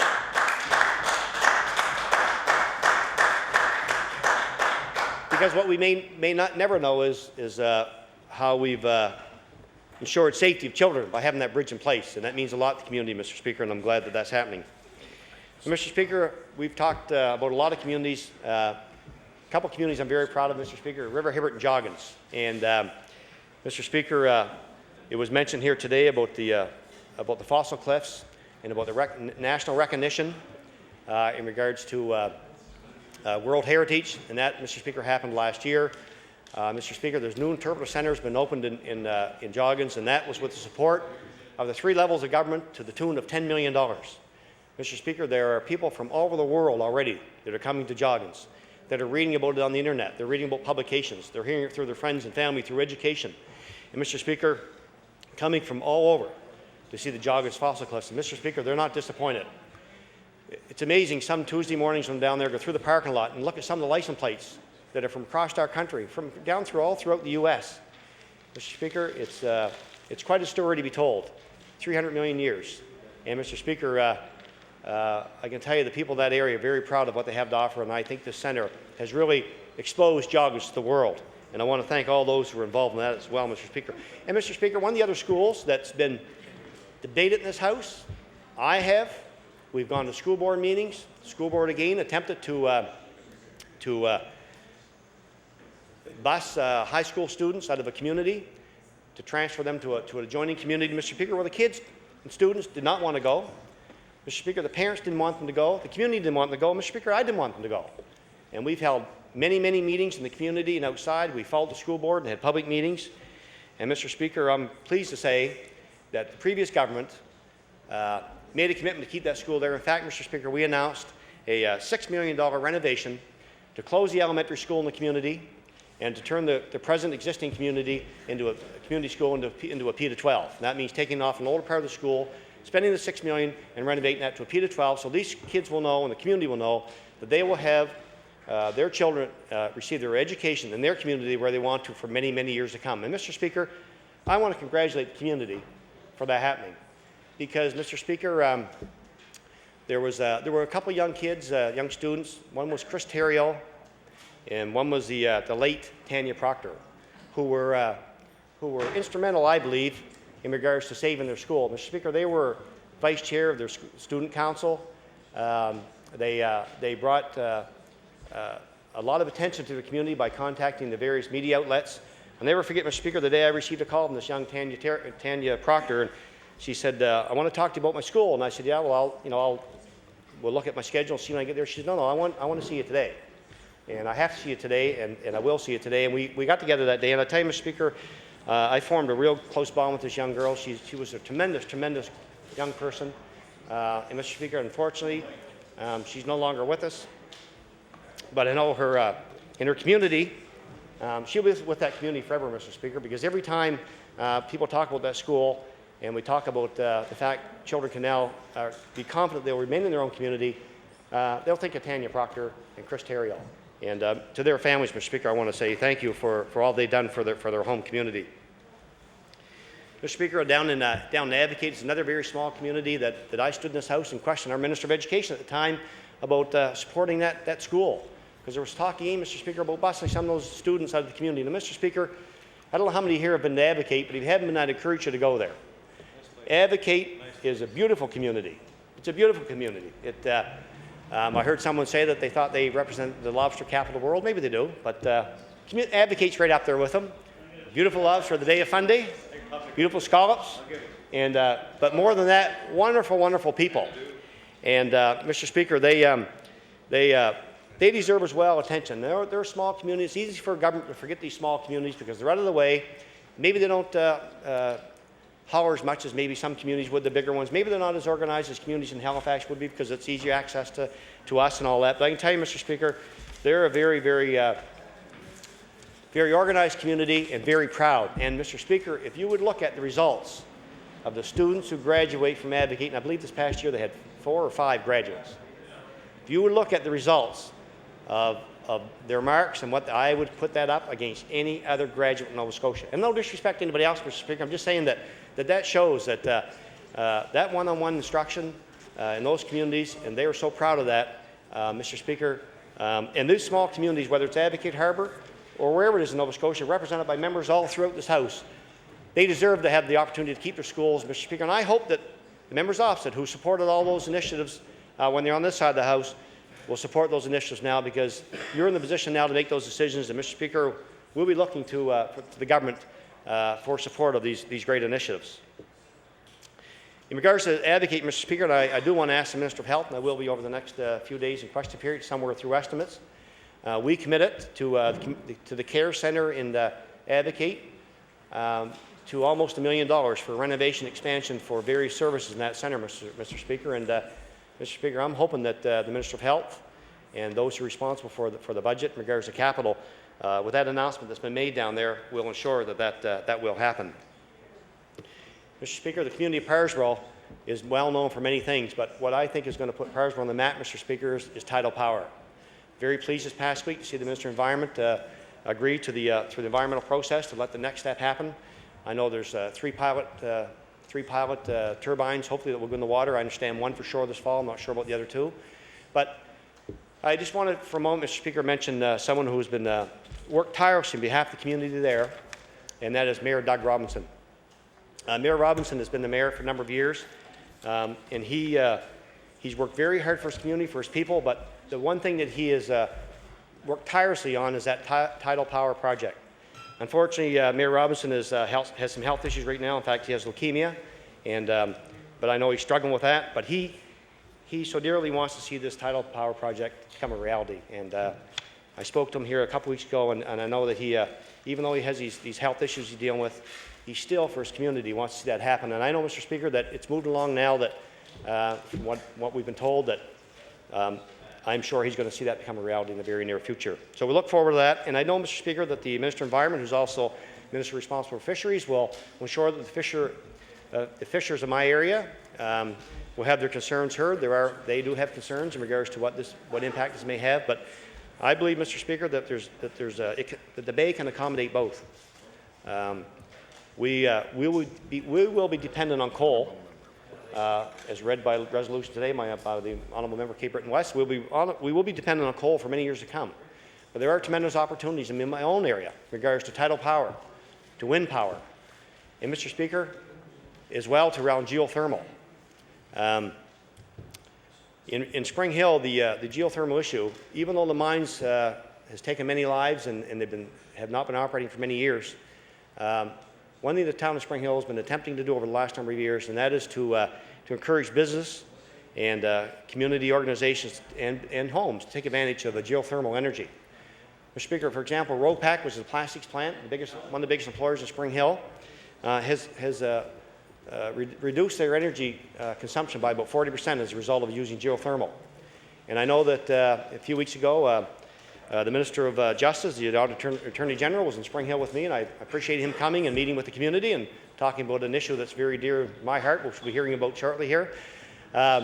We talked about energy and about the opportunity in Spring Hill to take advantage of geothermal. And I tell you, Mr. Speaker, there's tremendous opportunity. The community's worked very hard to develop that, and I'm glad to hear this government talk about alternative use of energy, and one which was geothermal. And I'm looking forward to working with the Minister of Energy and the government in regards to further developing geothermal energy in Spring Hill. Mr. Speaker, another commitment that's been made, that was made, and I believe there's an RFP out now, and I think it closes at the end of September, was a long-term care facility for the western part of Cumberland South, 25 beds.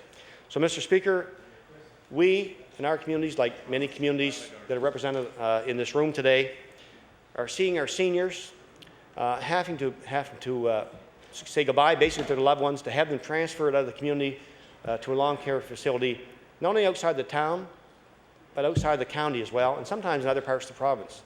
And for seniors, this is extremely, extremely difficult. So, Mr. Speaker, a real need has been identified for the 20 beds I just mentioned in Spring Hill, but a need as well for those other 25 beds, and the RFP is out. And I'm hoping, Mr. Speaker, that this government will honour that RFP, that will make an announcement very soon that this long-term care facility will be built somewhere between the community of River Hibbert and Parisboro, that will greatly suit the needs of people of the western part of Cumberland County. Mr. Speaker, it's a commitment that we made, and from comments I've heard from the Premier, Mr. Speaker, during the campaign and since then, we'll be calling upon this government to honour those commitments that were made previous to this government taking power. Mr. Speaker, there have been many, for example, paving projects. How much time do I have, Mr. Speaker? 20 minutes. Oh, I better hurry up and get minutes. this all in then. Yeah, okay. Yeah. 5:58 will be the end of the debate. Thank you, Mr. Speaker. There are many paving projects throughout Cumberland South that have been either completed, Mr. Speaker, or have been initiated and are partly underway now. Now, we'll say, Mr. Speaker, when I first became elected in Cumberland South, and I probably should knock on wood, I'll jinx myself, but when I became the MLA for Cumberland South, I can tell you, Mr. Speaker, the majority of phone calls I got were in regards to roads. You could almost be sure that half of the phone calls in my constituency office will be about roads related to transportation. And Mr. Speaker, I believe that roads in my area, probably like many, were ignored for many years. There's no question it's an expensive proposition to repave a road, to rebuild it. And Mr. Speaker, when it's let go for so long, the work that's required, Mr. Speaker, is awesome. It doesn't matter who the government is, doesn't matter who the minister is. But, Mr. Speaker, I'm proud to say today, since becoming elected as the MLA for Cumberland South, we have seen a tremendous amount of paving in my constituency. Yes, Mr. Speaker, tremendous amount. For example, Mr. Speaker, from Spring Hill, before I became minister, from Spring Hill to Southampton, done. From Southampton to Athol, done. From Oxford to Collingwood, done. From Oxford to Colbeck, done. From Oxford to Amherst, done. But Mr. Speaker, when you look at my riding, and some of the rural members will look at my riding, the number of kilometres of roads compared to many, I think I'm fifth in the province, fifth geographically. So, but Mr. Speaker, we initiated many projects, Mr. Speaker, that need to be completed. For example, Mr. Speaker, last year we saw the first portion from Rodney to Wyndham, which is a very small section of highway, but there are many farms on that road, Mr. Speaker. And Mr. Speaker, we committed this year to completing that, and I will be bringing it forward to the Minister of Transportation because it has not been called this year, and I'm expecting, Mr. Speaker, that, do you want me? Sorry, okay. That I'm hoping, Mr. Speaker, that there's time left yet for the minister to call that this fall, and I'm hoping, Mr. Speaker, that he will honour the commitment made by the previous government and that he will call that tender. The other one, Mr. Speaker, there's I brought up in the House today that repaving just started this past week in regards to Trunk 4. And Mr. Speaker, we're all aware of the issues around the Cobequid Pass, and certainly last fall it brought to the attention of many people who unfortunately were stranded there, Mr. Speaker. But I stood in the House, Mr. Speaker, and took full responsibility for it. I didn't try to blame anybody in the department, didn't try to blame anybody else in government. I took full responsibility, and we initiated a safety review, Mr. Speaker, of that highway. And I'm pleased to say, Mr. Speaker, when the review was done, many recommendations were made back to myself and to the government, and we accepted all those recommendations, and we said we would move forward on them all. Now, Mr. Speaker, in all fairness, some of those recommendations can be done within weeks and months, and some may take years. And I understand that, Mr. Speaker, and a lot of times it's money. But, Mr. Speaker, I would encourage the Minister of Transportation and Infrastructure Renewal to ensure that those recommendations that were adopted, that they be fulfilled.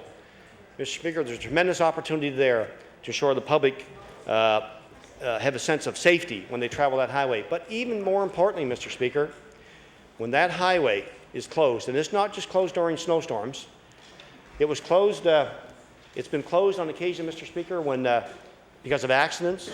It's been closed when there's an accident at the pass that actually took out one of the booths, and by the grace of God, Mr. Speaker, the life was spared of that toll booth worker, and I'm glad today that he's recovered from that. But what happens, Mr. Speaker, is there's 20,000 vehicles a day, trucks, transports, cars, you name it, going through that highway. So when the highway gets closed, Mr. Speaker, and sometimes for days on end, those vehicles go through Wentworth Valley.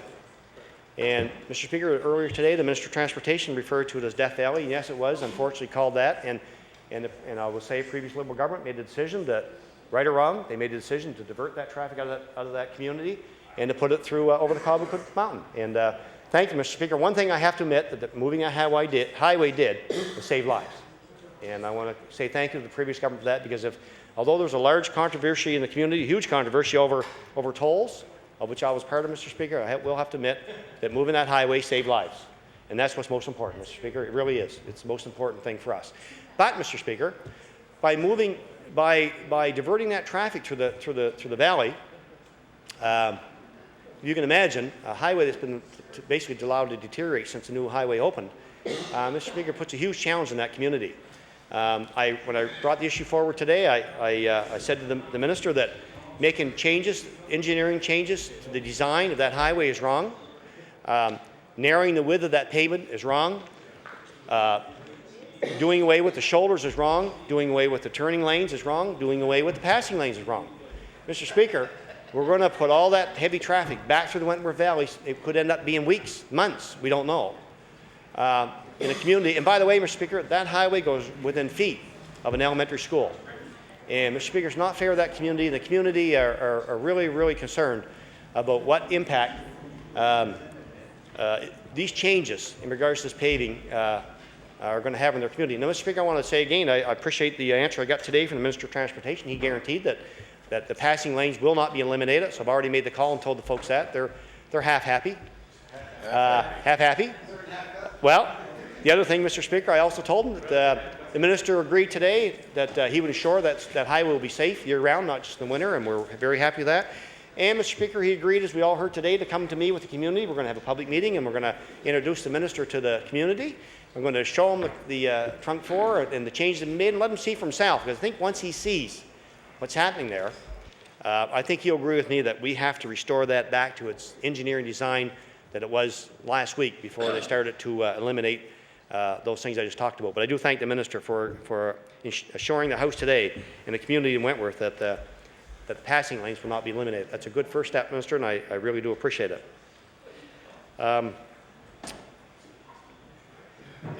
Anyway, Mr. Speaker, I mentioned earlier when I talked about Spring Hill, and I talked about the hardship that communities face, but in the federal government, and I can't recall which government was in place, but back in the 60s, the federal government saw fit to build in that community a federal correctional facility. Now, Mr. Speaker, many communities across this country don't want correctional facilities within their boundaries, and there's probably lots of reasons why. But I know this, Mr. Speaker, a community like Spring Hill that fought back all those things I talked about, fires, mining disasters. We saw people leave the community in droves back in the 50s. Basically, Mr. Speaker, a community that was brought to its knees. And as strong as it is, without some economic opportunities, Mr. Speaker, it's very difficult for a community to survive. So, Mr. Speaker, federal government put first of all, a minimum security facility there, and then they saw fit then to increase that to a medium facility. So, Mr. Speaker, I can tell you that Spring Hill, as I mentioned earlier, being a uniform community is very proud to wear a uniform of all types, adopted very well to become a correctional community. And in fact, Mr. Speaker, not only did a lot of people in the area apply and get jobs there, the community embraced it. They were involved, they have inmates, they were involved in all kinds of things. My own church burnt a number of years ago in the early 70s, and Mr. Speaker, the pews, the inmates at the institution had their hand in building those pews. They've been involved in the golf course. They've been involved in many, many facets of the community of Spring Hill. So, Mr. Speaker, the other thing is as well that Spring Hill correctional officers and the Spring Hill community are well known across Canada for the very credible service that's offered there.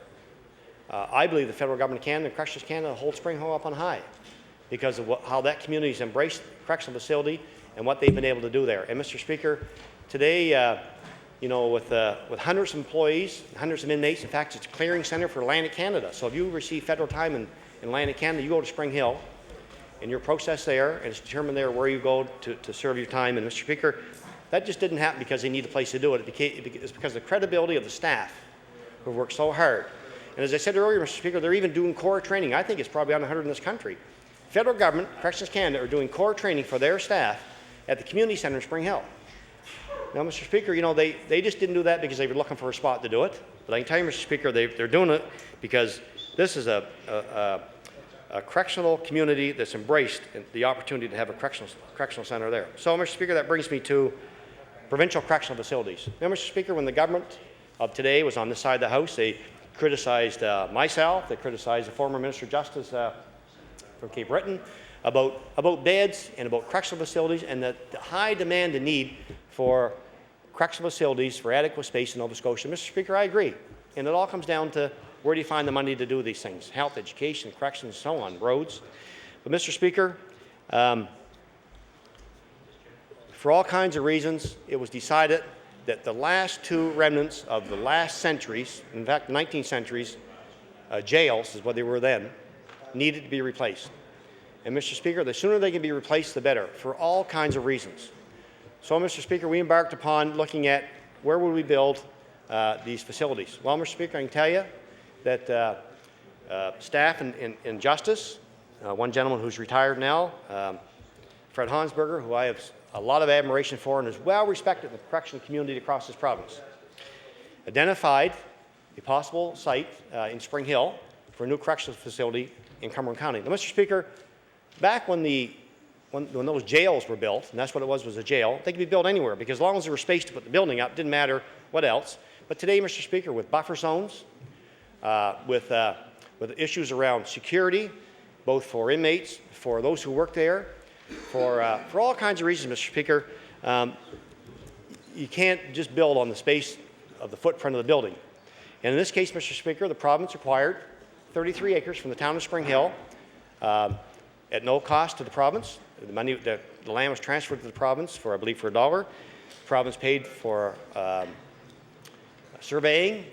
There was some geotechnical, I believe, assessment done on that property. There was the issue around there was a right-of-way required for water access and whatnot. There's a lot of issues, Mr. Speaker, that the province bore the cost. Mr. Speaker, and then keeping in mind as well, there's a tremendous, tremendous opportunity here when it comes to alternative use of energy and geothermal. Mr. Speaker, any business, any individual, any organization that can tap into the Spring Hill mines will find water that's minimum of 15 degrees warmer than groundwater. Huge, huge savings can be acquired, Mr. Speaker, by tapping into geothermal energy in Spring Hill.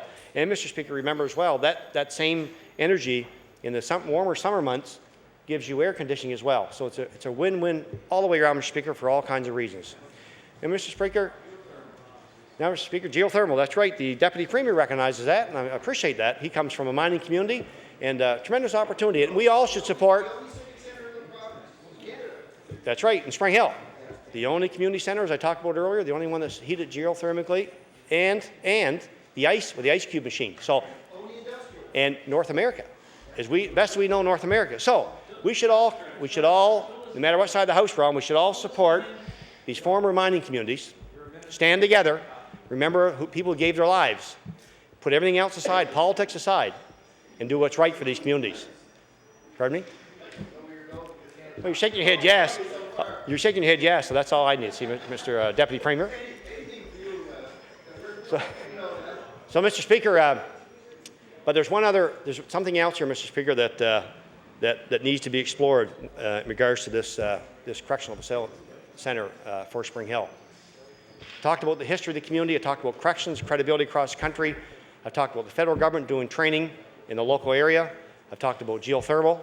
Mr. Speaker, we have a community college that, per capita wise, has seen the highest rate of student enrollment over the last 2 and 3 years in Spring Hill. They're bursting at the seams. We have, as I pointed out to the federal minister of public safety at the time, Mr. Stockwell Day, on 2 occasions where I met with him in Ottawa about the correctional for Spring Hill. We have an armories in Spring Hill that's owned by the federal government, that has classrooms, that has an underground range. Mr. Speaker, every reason in the world to build this new correctional center in Spring Hill.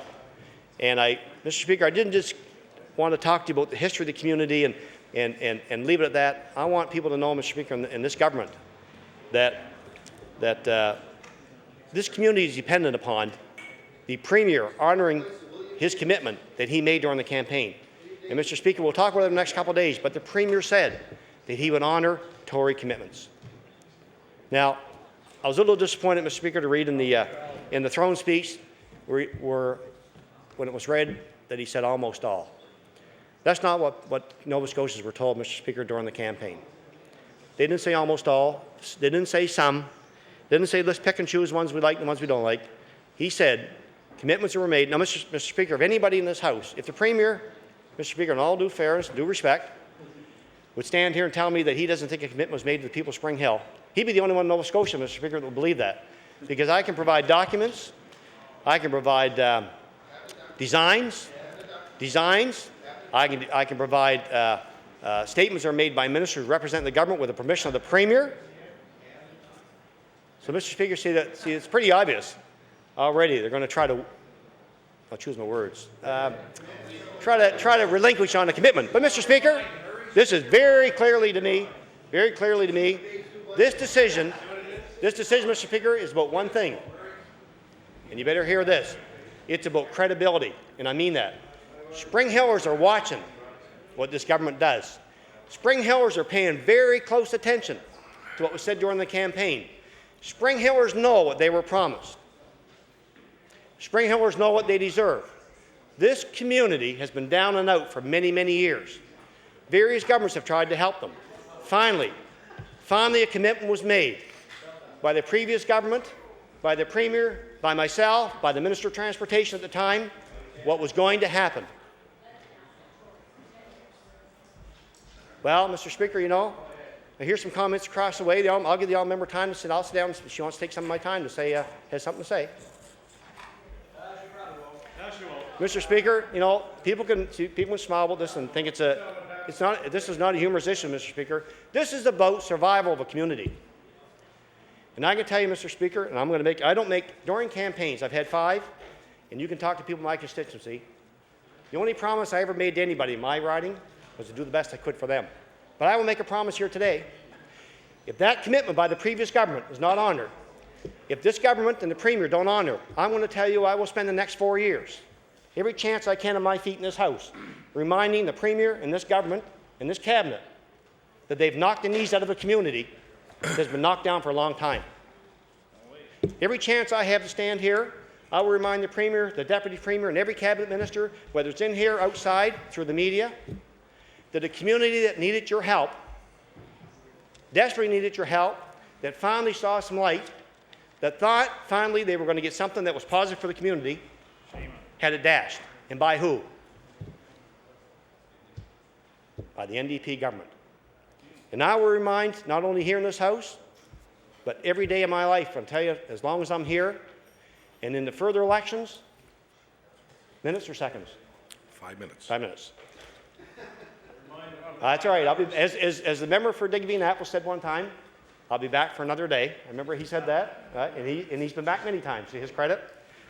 But I want the House to know, Mr. Speaker, that a community, if there's a community in Nova Scotia that needs the help of a government and support of a premier, this is it.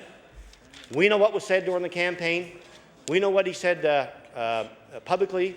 I know what he's told people, others that may have run for other than my party.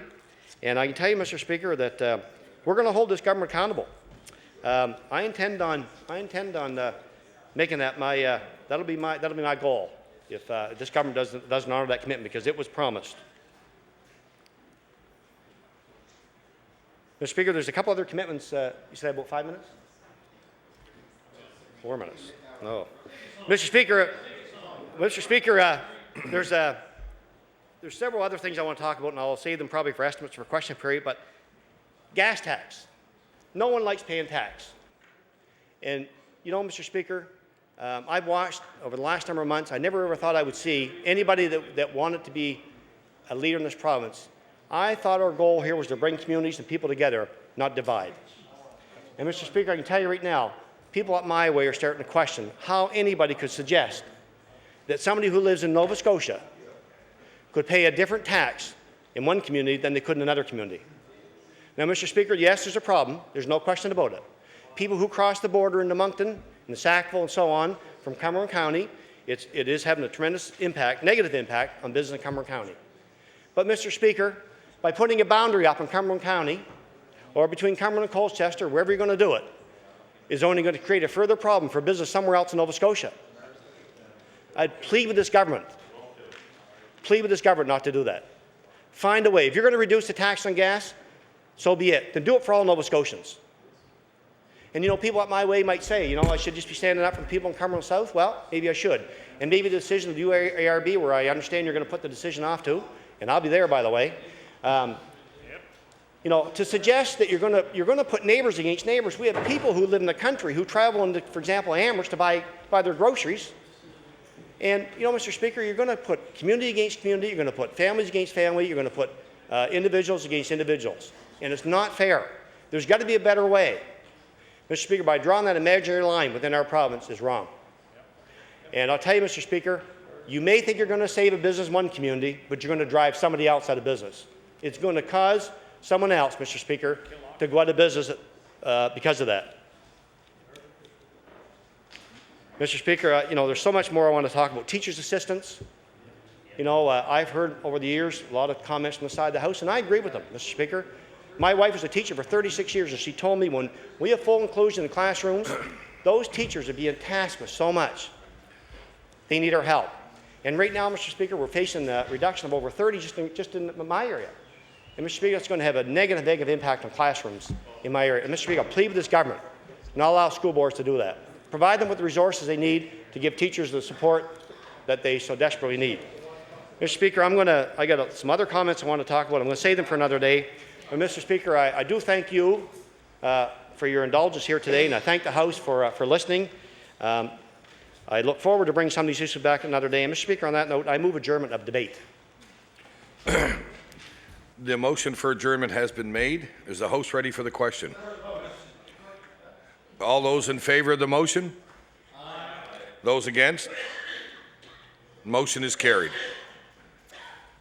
The Honourable Government House Leader. Thank you, Mr. Speaker. That ends the government's business for today, and I turn over to the House Leader of the Official Opposition to announce business for Opposition Day tomorrow. The Honourable House Leader for the Official Opposition. Thank you very much, Mr. Speaker. Mr. Speaker, tomorrow the House will meet from the hours of 2 p.m. until 6 p.m. and following the daily routine and question period, we'll be calling resolutions number 65 and 36. I move that this House to now adjourn until 2 p.m. tomorrow. The motion for adjournment has been made. Is the House ready for the question? All those in favour of the motion? Aye. Those against? The motion is carried. With that, we've arrived at the moment of interruption, and the adjournment debate has been chosen, an announcement earlier, and won by the honourable member from Kings West. Honourable member from Digby, Annapolis. And the debate will be, therefore, be it resolved that the House of Assembly recognize the importance, the historical and cultural significance properties located within the property currently for sale in Western Nova Scotia, and urge the Government of Nova Scotia to examine all options for purchasing important parcels of this land from J.D. Irving. The honourable member from Kings West. Thank you very much, Mr. Speaker, and thank you for reading the motion to be debated in late debate today. This particular motion goes well beyond what you have addressed in terms of important cultural and historical lands, and in a very short period of 10 minutes, I do hope to outline how significant this is to Nova Scotians, and why the NDP government now in office, who I stood shoulder to shoulder with, and a couple of hundred people who wanted a better day for the J.D. Irving lands. It will be one of those issues on which this government is judged as we go down the road of the next 4 years. This is a very, very significant